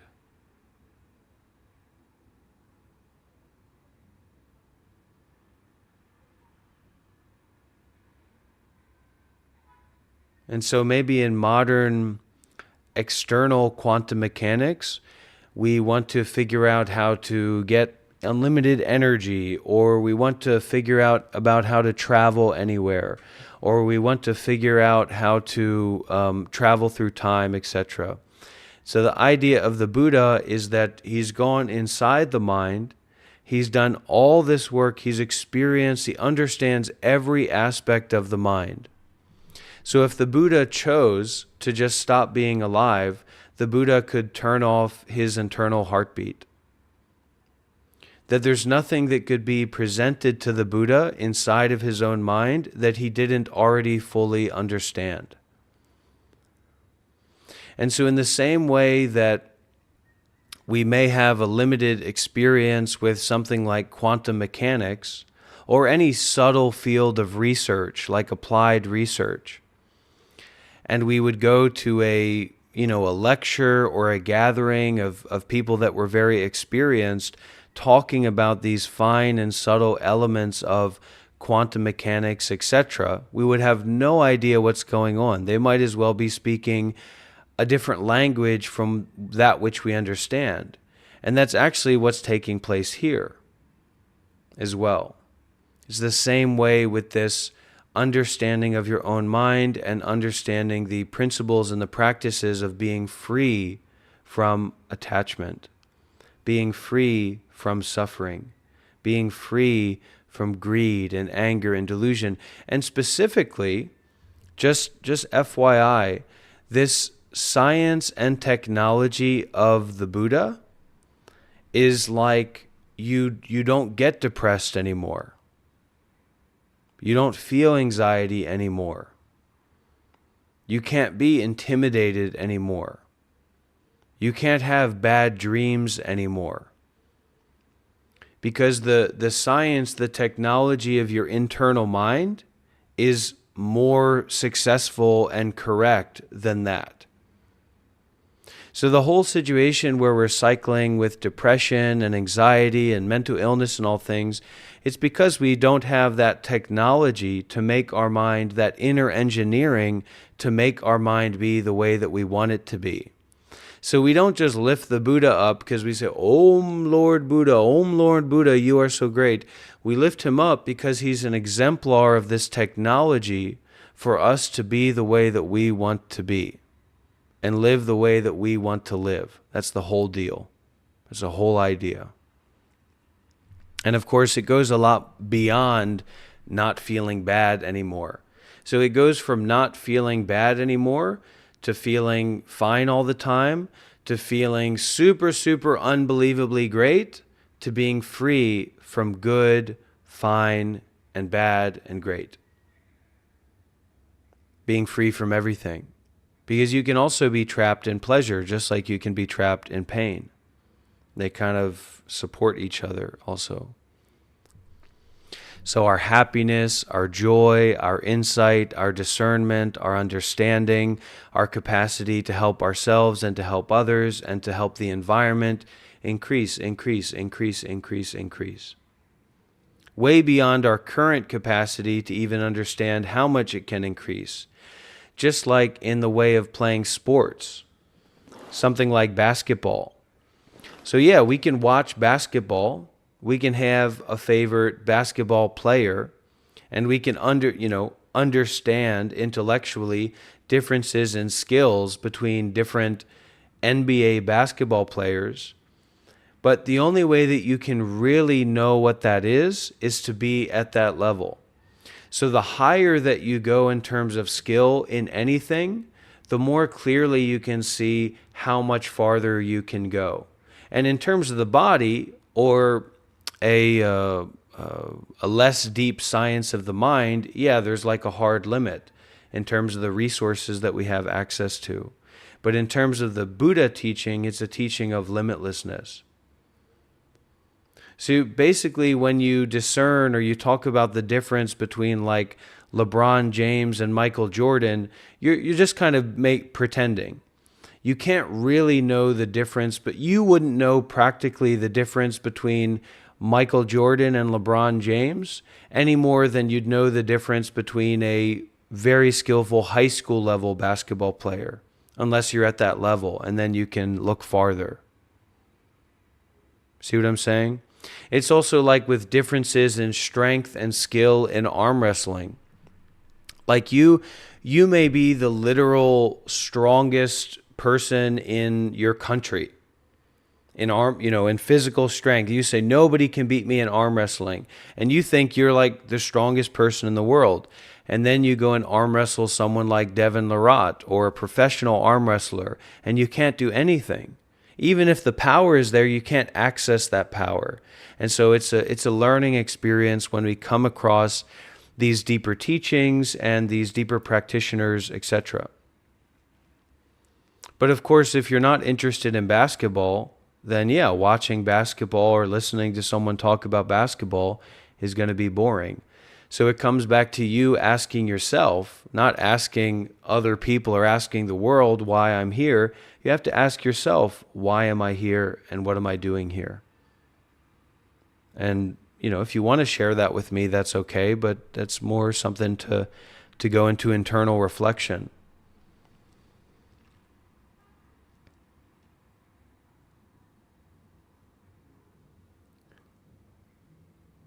The Buddha knows all phenomena and reigns the reign of truth according to being's faculties in order to open the inconceivable gate of emancipation. Tranquil serenity can understand this. The world-honored one, another name for the Buddha, always, with great kindness and compassion, appears in order to benefit sentient beings, equally showering the rain of truth to the fill of their capacities. Pure light can expound this. Furthermore, the celestial king, repute of pure wisdom, found the door of liberation, comprehending the ways and means of emancipation of all sentient beings. The celestial king, supreme vision, found the door of liberation of shadow-like demonstration according to the wishes of all celestial beings. The celestial king of virtue of tranquility found the door of liberation of great skill in means adorning the realms of all Buddhas. The celestial king, sound of the polar mountain, found the door of liberation of following all sentient beings into the eternally flowing cycle of birth and death.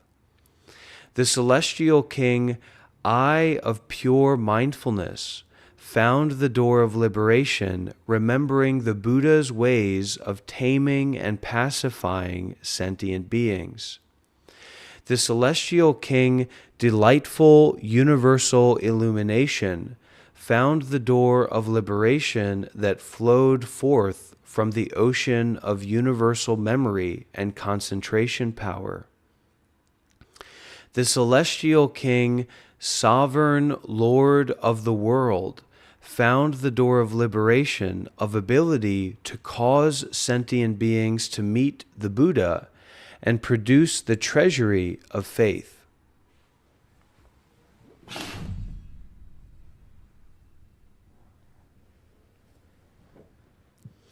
The celestial king, light flame sovereign, found the door of liberation of ability to cause all beings to hear the truth, to believe and rejoice and become emancipated.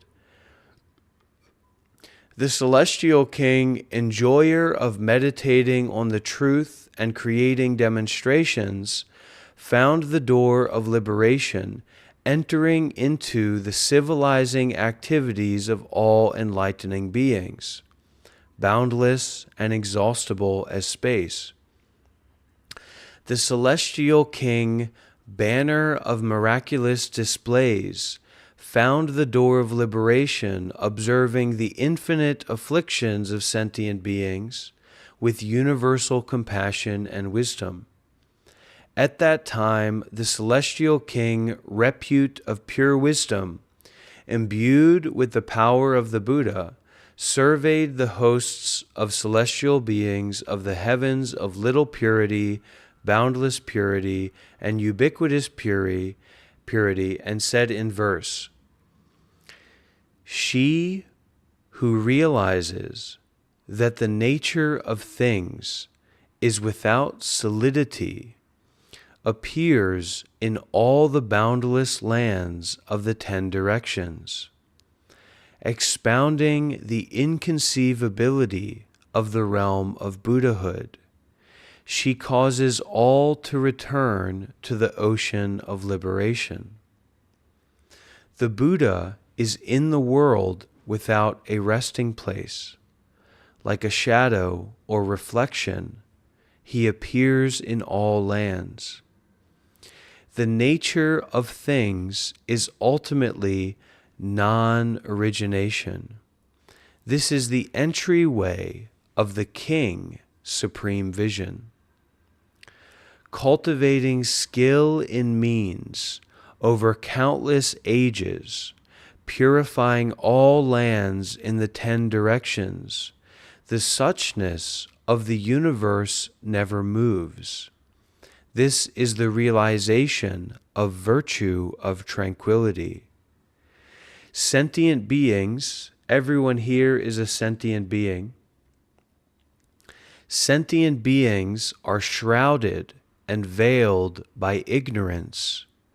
Blind in the dark, they remain always in birth and death, arising and passing away of thoughts, arising and passing away of mental experiences or physical experiences or personas that we identify with. The wonderful adornments of the leaders of the world. The Buddha shows them the path of purity. This is the liberation of polar mountain sound. The unexcelled path that the Buddhas traverse cannot be plumbed by any sentient being. It is shown by various expedient methods. Pure eye, clearly observing, can comprehend them all. The Buddha, by means of concentration, formulates numerous as the atoms in oceans of lands, teaches sentient beings covering everything. Universal illumination can enter this. The appearance of a Buddha is hard to encounter. It may be met once in countless eons. It is capable of inducing faith in sentient beings. This is the realization of the celestial sovereign. The Buddha explains that the nature of things is natureless, profound, far-reaching. It is inconceivable. He causes all beings to engender pure faith. Light flame can comprehend this.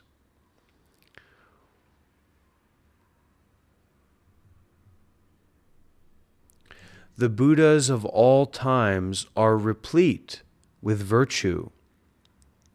Virtue can also be translated as mindfulness. They teach sentient beings inconceivably. Contemplating this produces joy. Enjoyer of truth can teach in this way. Sentient beings are sunk in the ocean of afflictions. Their ignorance and pollution of views are much to be feared. The great teacher pities them and frees them forever. This is the realm of contemplation of banner of miracles. The Buddha constantly emits great beams of light. In each light beam are innumerable Buddhas.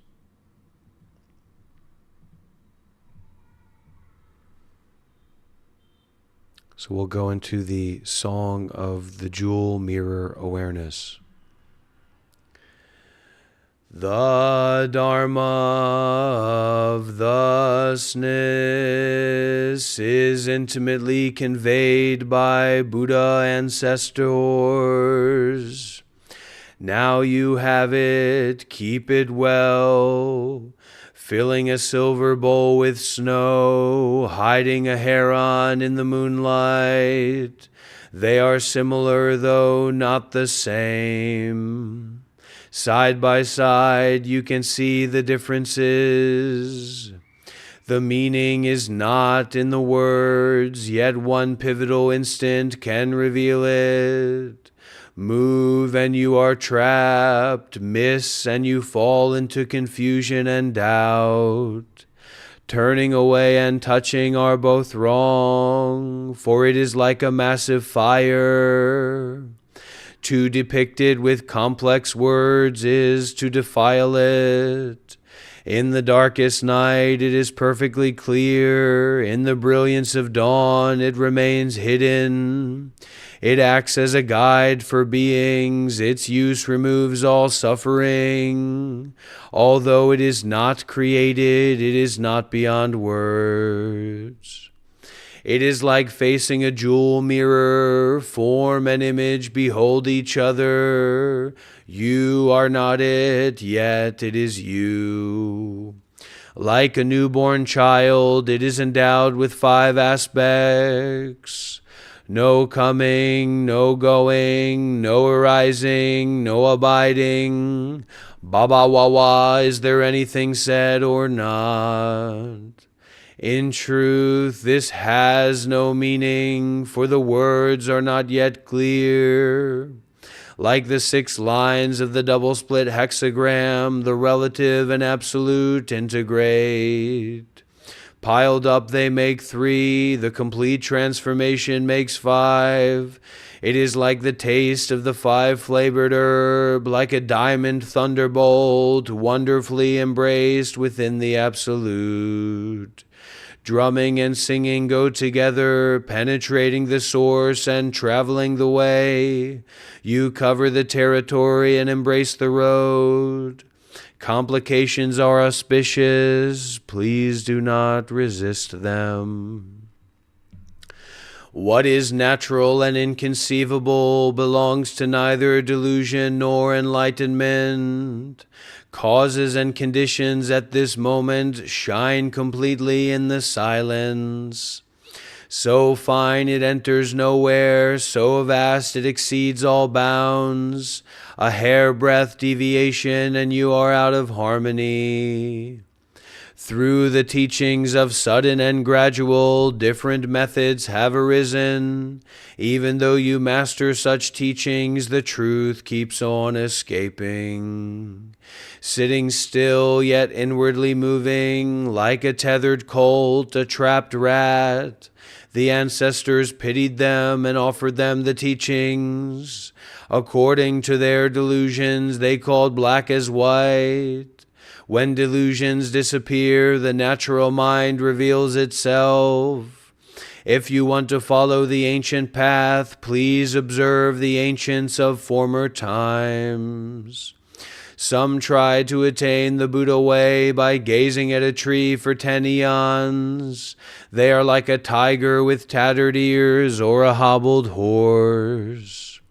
With low aspirations, you will see jewel pedestals and fine clothing, and with a sense of wonder, you will see black badgers and white bulls. Yi, with his archer skill, could hit the mark from 100 paces, but when arrow points meet head-on, how could it be a matter of skill? When the wooden man begins to sing, the stone woman gets up to dance. This does not come by knowing, nor does it involve ideas. Ministers serve their lords, children obey their guardians. Not obeying is not filial. Failure to serve is of no help. Practice invisibly, work intimately, be the fool with no voice. For realizing true continuation is called the host within the host.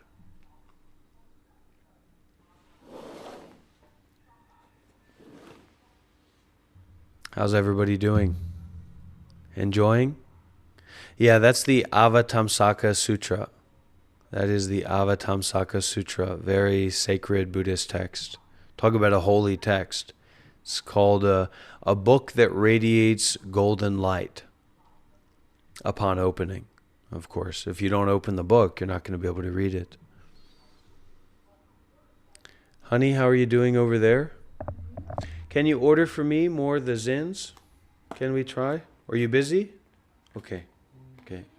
Okay, you do. I'm sorry.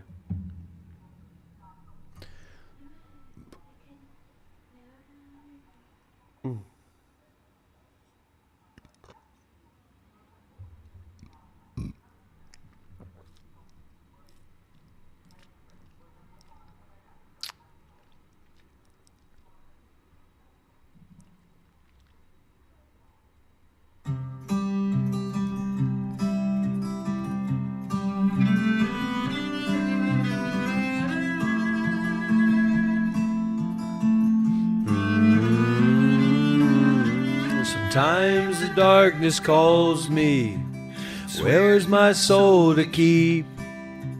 Well, that's when I start drinking. I drink myself to sleep. I drink to all that's holy, and I drink to the hole in me. I drink to all the oaken. I drink to everything. Om Mani Padme, Om Mani Padme, Om. I will not bear this burden, I will not bear this burden alone. Om Mani Padme, Om. Such a heavy load, such a heavy load, I will let go. Om Mani Padme Hum.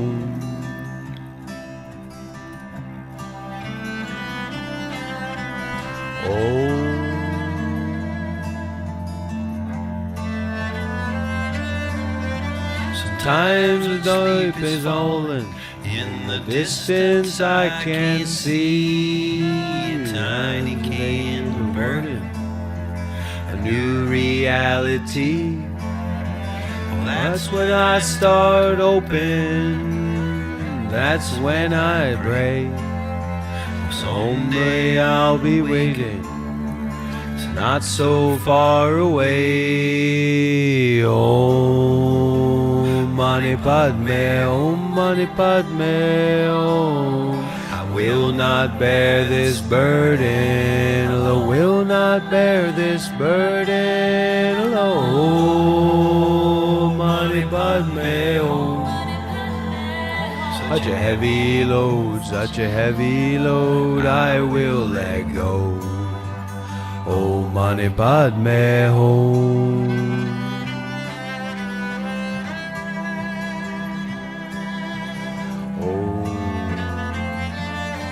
Thank you for your donation.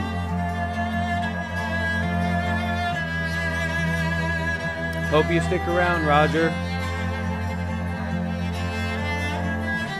If you watch the other live stream, you might be able to hear everything better. Om Mani Padme, Om Mani Padme, Om. I will not bear this burden, I will not bear this burden.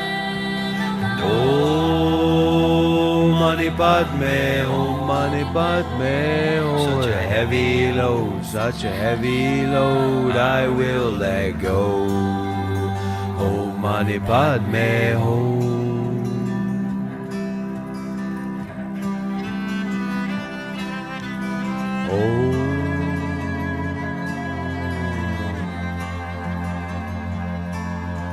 Songs for all who suffer, for all who lost their way, for the ones that can't remember a bright and sunny day.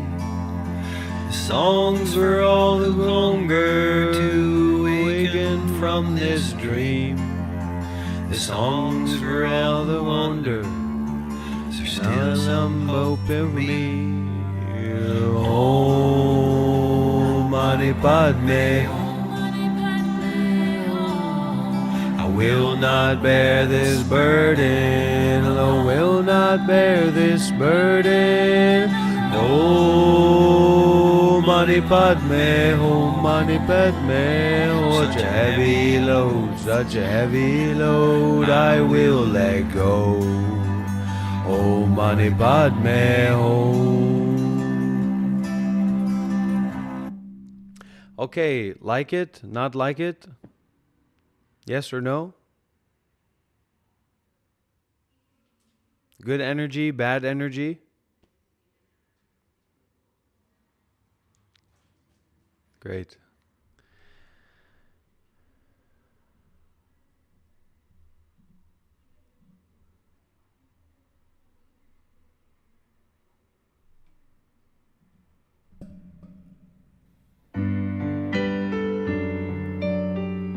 It's a little bit more churchy, a little bit more gospel-y, but I like it sometimes. Thank you to everyone who donates and is here. It's a season now, forgive and give in all our hearts and minds can afford. And when I think about the hope that you've handed out, I want to give back all I have and then some more. Yeah, I'm only human, I can only do so much. All the miracles I need in just one touch.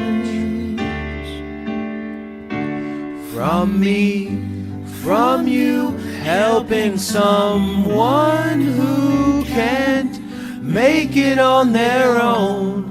No one wants to be alone at a time like this. Only joy should exist. When the world gets so much, all we need is a touch of love.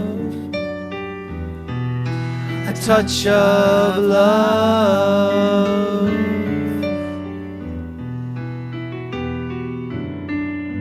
When hard times appear, when we drown in our tears, there's faith enough to see us through.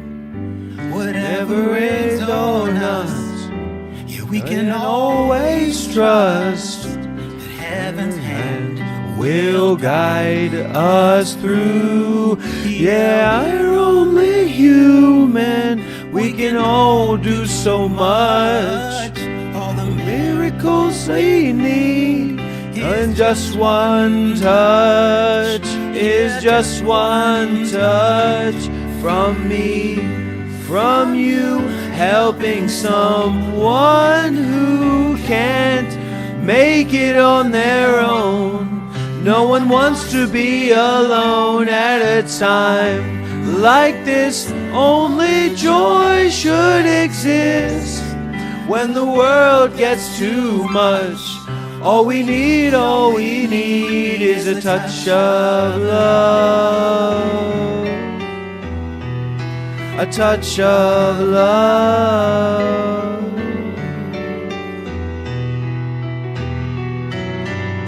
Even a child can touch the world. Just think what we can do. Think of the miracle.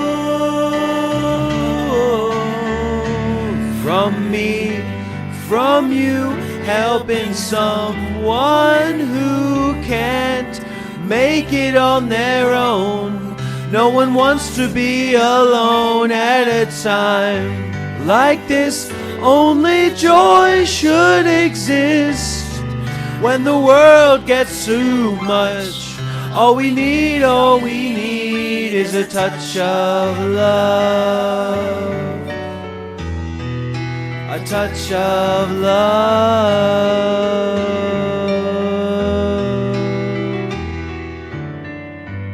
All I need, all I need is a touch of love. All I need, all I ever need is a touch of love. It's all I need, is all I need is a touch of love. It's all I need, a touch of love. All I need is a touch of love. It's all I need is a touch of of love. All I need is a touch of love. All I need is a touch of love. All I need is a touch of love. All I need is a touch of love. All I need is a touch of love. All I need is a touch of love. All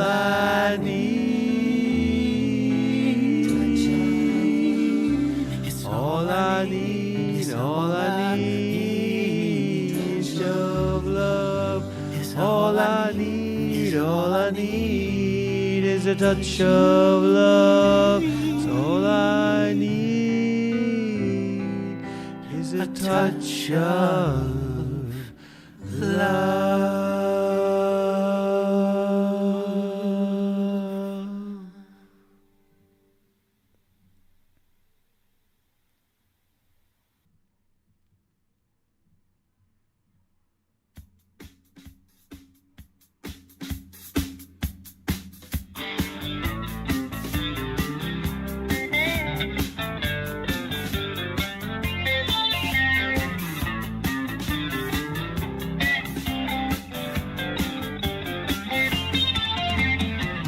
Black fella, white fella, it doesn't matter what your color, as long as you are a true fella, as long as you are a real fella. All the people of different races, with different lives, in different places, it doesn't matter what your name is, we got to have lots of changes. We need more brothers if we're to make it. We need more sisters if we're to save it. Are you the one who's gonna stand up and be counted? Are you the one who's gonna be there when we shout it? Are you the one who's always ready with a helping hand? Are you the one who understands these family plans? Black fella, white fella, it doesn't matter what your color, it doesn't matter as long as you are a true fella. All the people of different races, with different lives, in different places, it doesn't matter which religions, it's all the same when the ship is sinking. We need more brothers if we're to make it. We need more sisters if we're to save it. Are you the one who's gonna stand up and be counted? Are you the one who's gonna be there when we shout it? Are you the one who's always ready with a helping hand? Are you the one who understands these family plans? Oh, stand. A little bit rolling around. I'm gonna get my nails done soon.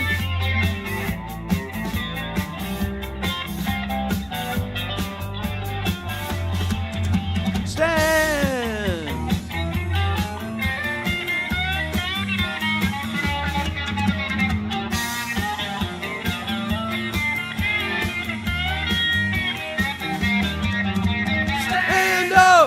Stand up and be counted. Stand up and be counted. Are you the one who's always ready with a helping hand? Are you the one who understands these family plans?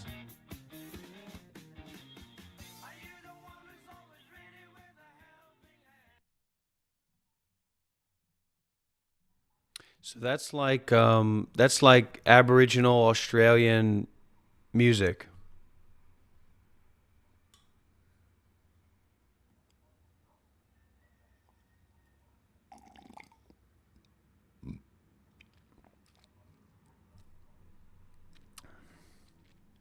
I'll get my nails done soon. Relax. I'll get them done today. Honey, we go to get our nails done today? Okay. Yeah. Because these are a mess. There's no doubt about that.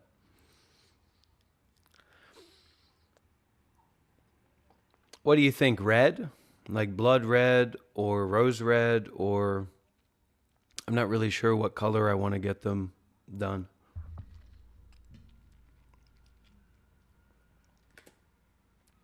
And the nails are going to be painted anyway, so it's not going to matter what color my nails are underneath. Because that's what getting my nails done means, they're going to be painted. Whoa, hey, thank you, Maria, for your $10 sticker. Thank you for the 69 Thai baht Pinnacle credit repair. I could use some credit repairing. Thank you. Nice. Whoa, 10 gift memberships. Thank you so much, Maria. That's great. So welcome to all of our members. We got 10 gift memberships there. Nice. Thank you, everybody.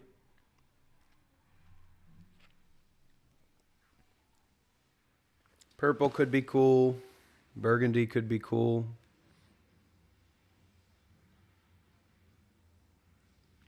See what options they have at the shop.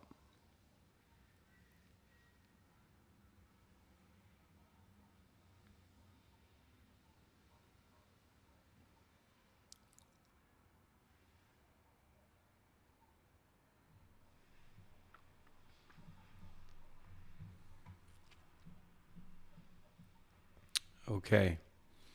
The identity of the relative and absolute. The mind of the great sage of India is intimately conveyed west and east. Among human beings are wise ones and fools. In the way, there is no teacher of north and south.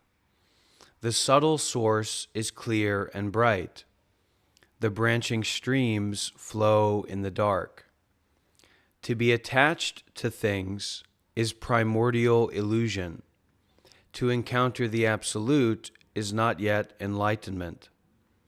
All spheres, every sense and field, intermingle even as they shine alone, interacting even as they merge, yet keeping their places in expressions of their own.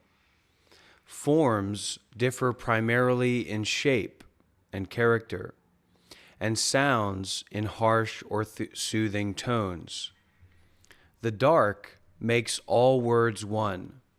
The brightness distinguishes good and bad phrases. The four elements return to their true nature as a child to its mother. Fire is hot, water is wet, wind moves, and the earth is dense.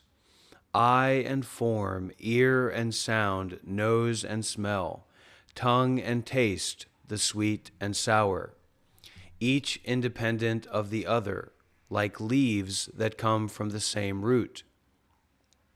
And though leaves and root must go back to the source, both root and leaves have their own uses. Light is also darkness, but do not move with it as darkness. Darkness is light. Do not see it as light. Light and darkness are not one, not two.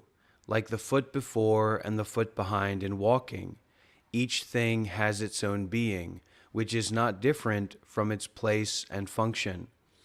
The relative fits the absolute as a box and its lid. The absolute meets the relative, like two arrow points that meet in midair. Hearing this, simply perceive the source. Make no criterion. If you do not see the way, you do not see it even as you walk on it. When you walk the way, you draw no nearer and progress no farther. Who fails to see this is mountains and rivers away. Listen, those who would pierce this subtle matter. Do not waste your time by night or day. What is light without darkness? What is darkness without light? What is up without down? What is good without bad? What is space without matter? We talk about the earth is not the universe, or the earth is not the sun, but the only earth that you know is inseparable from the sun, right? You say, I am not the sun. I am not the shining star that gives heat and gives energy to the planet Earth, right? I'm not that. But the only you that you know, it's been a long time coming, the only you that you know is inseparable from that.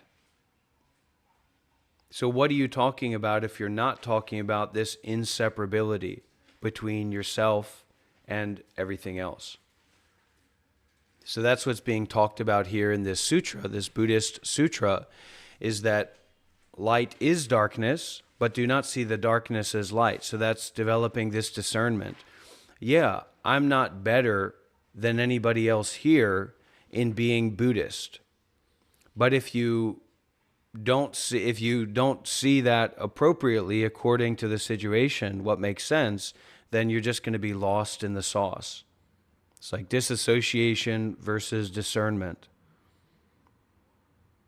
Right? Good and bad are not separate, but don't see the bad as good and don't see the good as bad, or you'll make all kinds of problems for yourself in your life.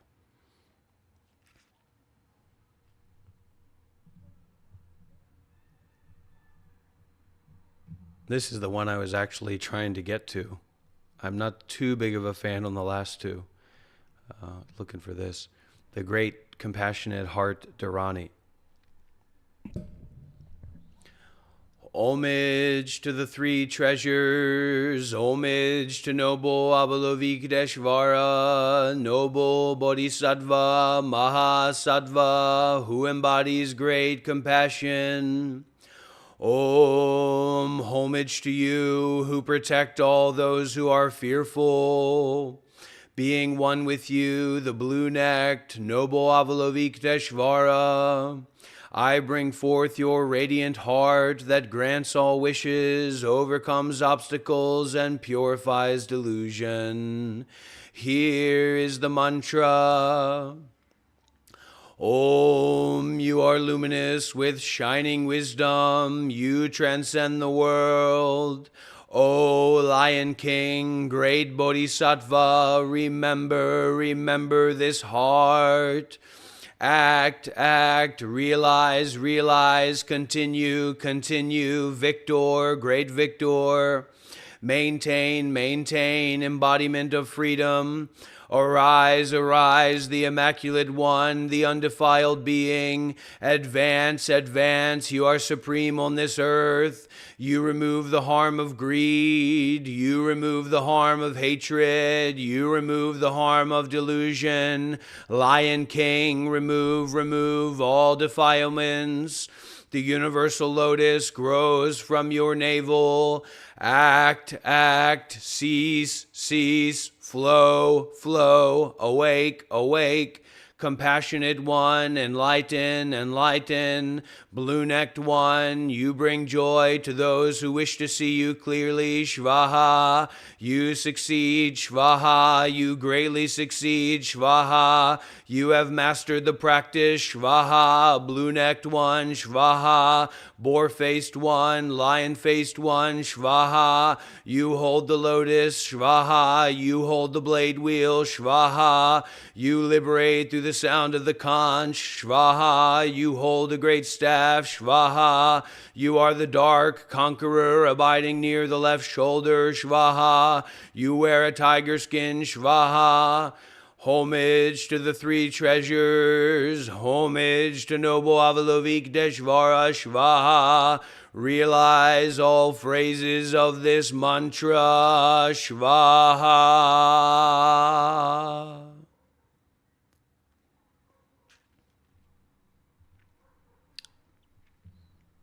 Right, and this is a really deep sutra, and this comes from my time that I spent at a Upaya Zen Center in New Mexico for a year. When I was 20, I moved and I went and lived there.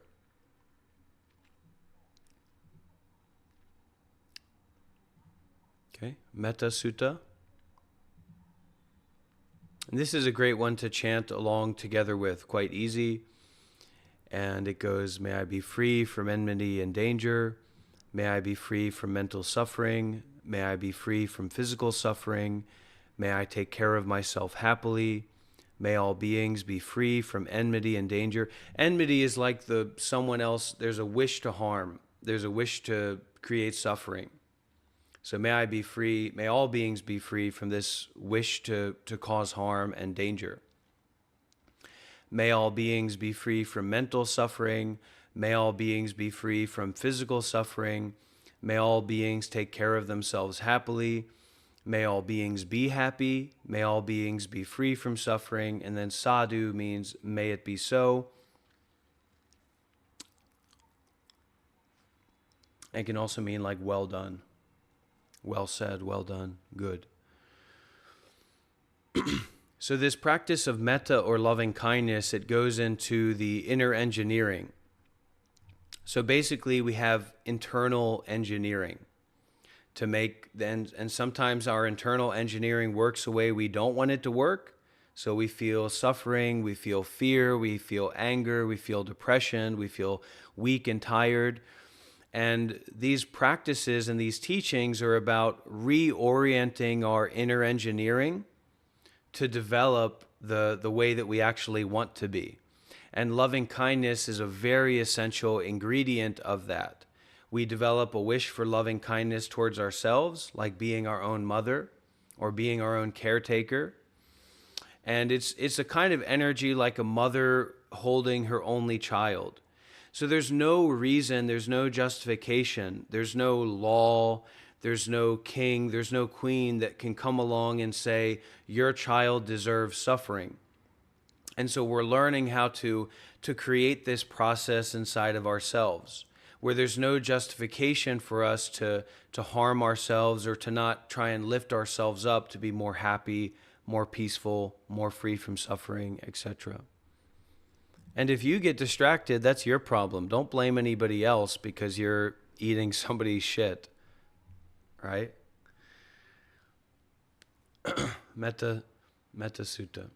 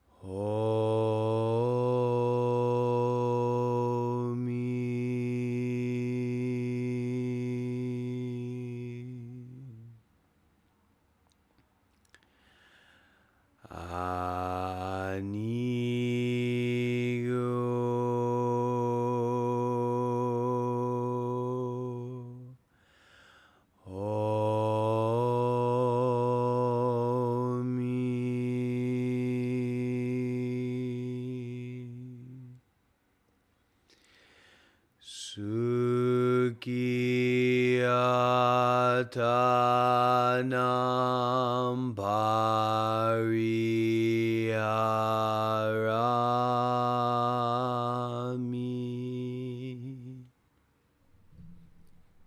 Can try to chant together with me.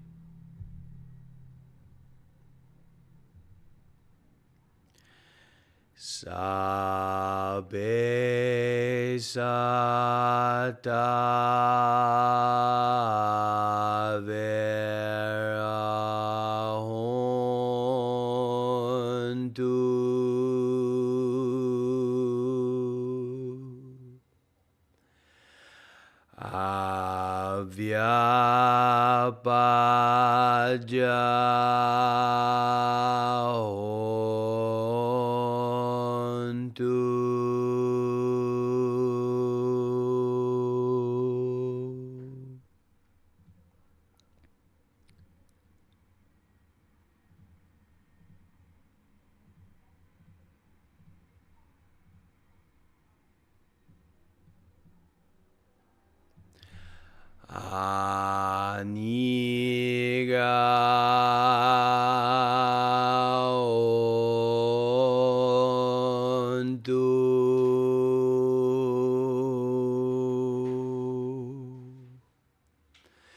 Sukhiyatanam pariharantu.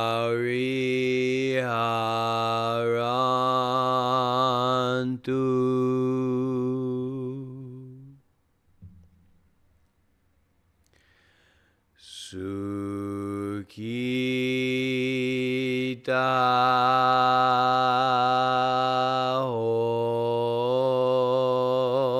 hota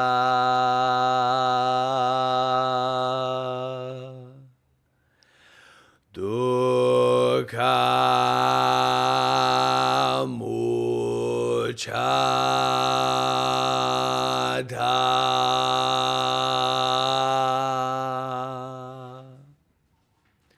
All together now, 3 sadhus. Sadhu.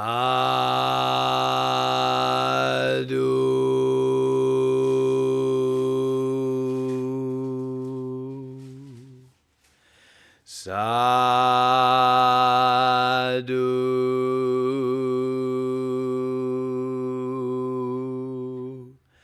Sadhu.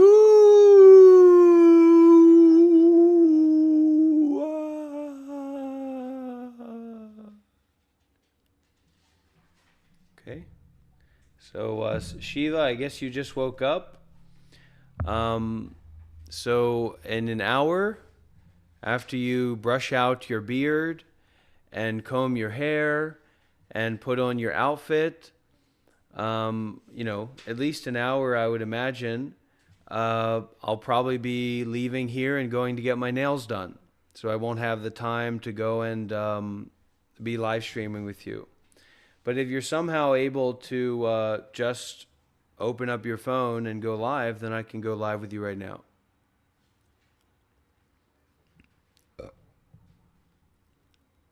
But I'm going to go and get my nails done today.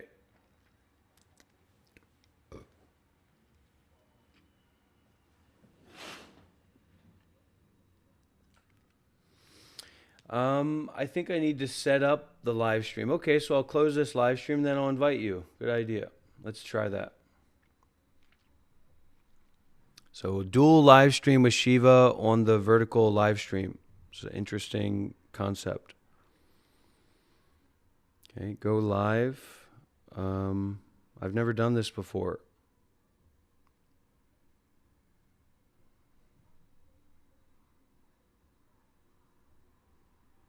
Go live together.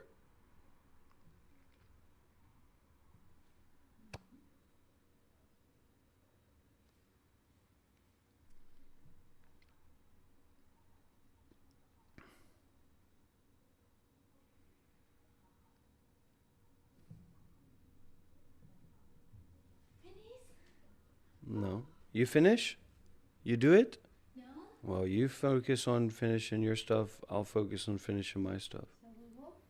We go when I'm ready, not yet. You need to finish what you're doing.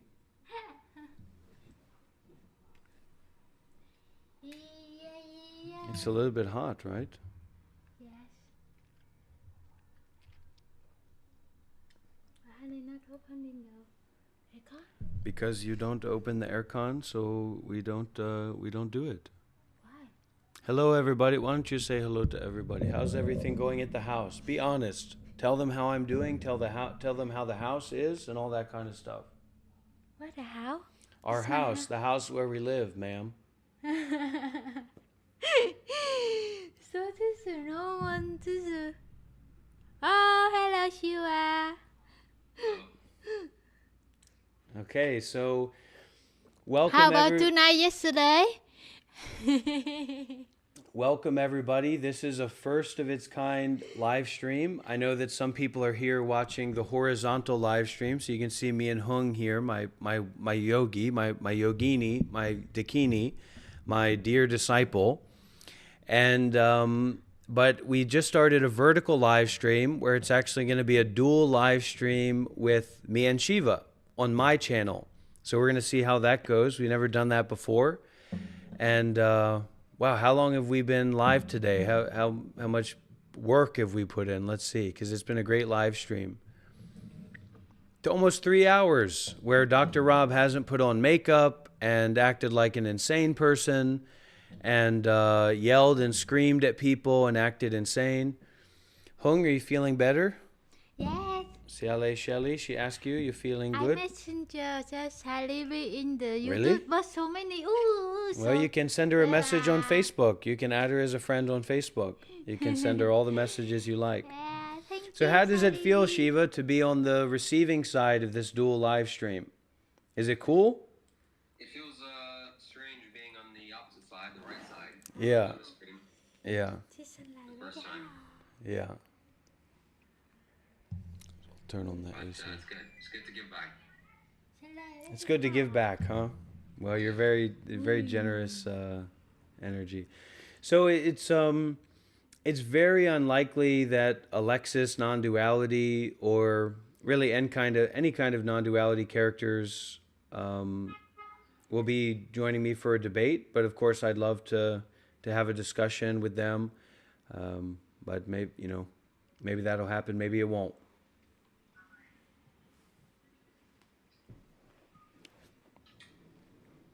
Yeah. And think, Shiva, we could be doing this style of live stream every single day. We could be dual live streaming on both of our channels every single day. How cool would that be? That is going to be cool once I get my new phone. Yeah. Well, I wish you the best with that whole endeavor. Well, it's coming up very soon, so you said that I could just go and get it right now. I don't have the means. Oh, okay. There's no problem with that, man. It's just be patient. There's no need to rush or do. Somebody reached out to me on WhatsApp and they asked me about like what I was doing with the way that I was appearing and acting. And they asked me if it was like an Andy Kaufman thing. So I said, yeah, it's like an Andy Kaufman thing. And they also asked me what the deal was with like my position on these other non-duality teacher people. And I just said plainly that because of my experience with teachers and living in community, that it's very clear that they're way less advanced than they think that they are, which is a big problem of itself. But they're using this language to like convince and teach other people that they're more advanced than they are, and like basically cutting off the whole path. So it's a really dark kind of thing to do, and it's like a sign of the degenerate Dharma age.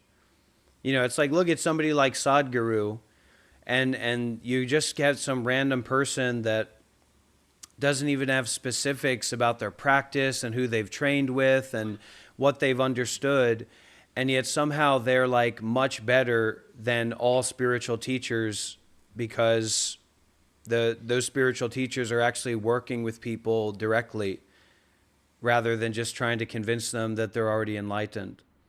So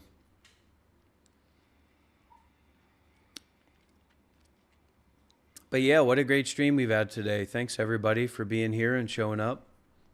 And please do come to I'm going to turn off the horizontal live stream. And please do come into the vertical live stream and support. Leave a like, if you feel inspired, send a super chat, get our energy going here, and we're going to see where this all goes. So thank you everybody for joining for our Buddhist class today. And see you again very soon on horizontal live stream for more focused Dr. Rob, the real Dr. Rob, teaching about Buddhism and doing Buddhist chanting and things like that, not acting like a totally insane person. So see you again soon.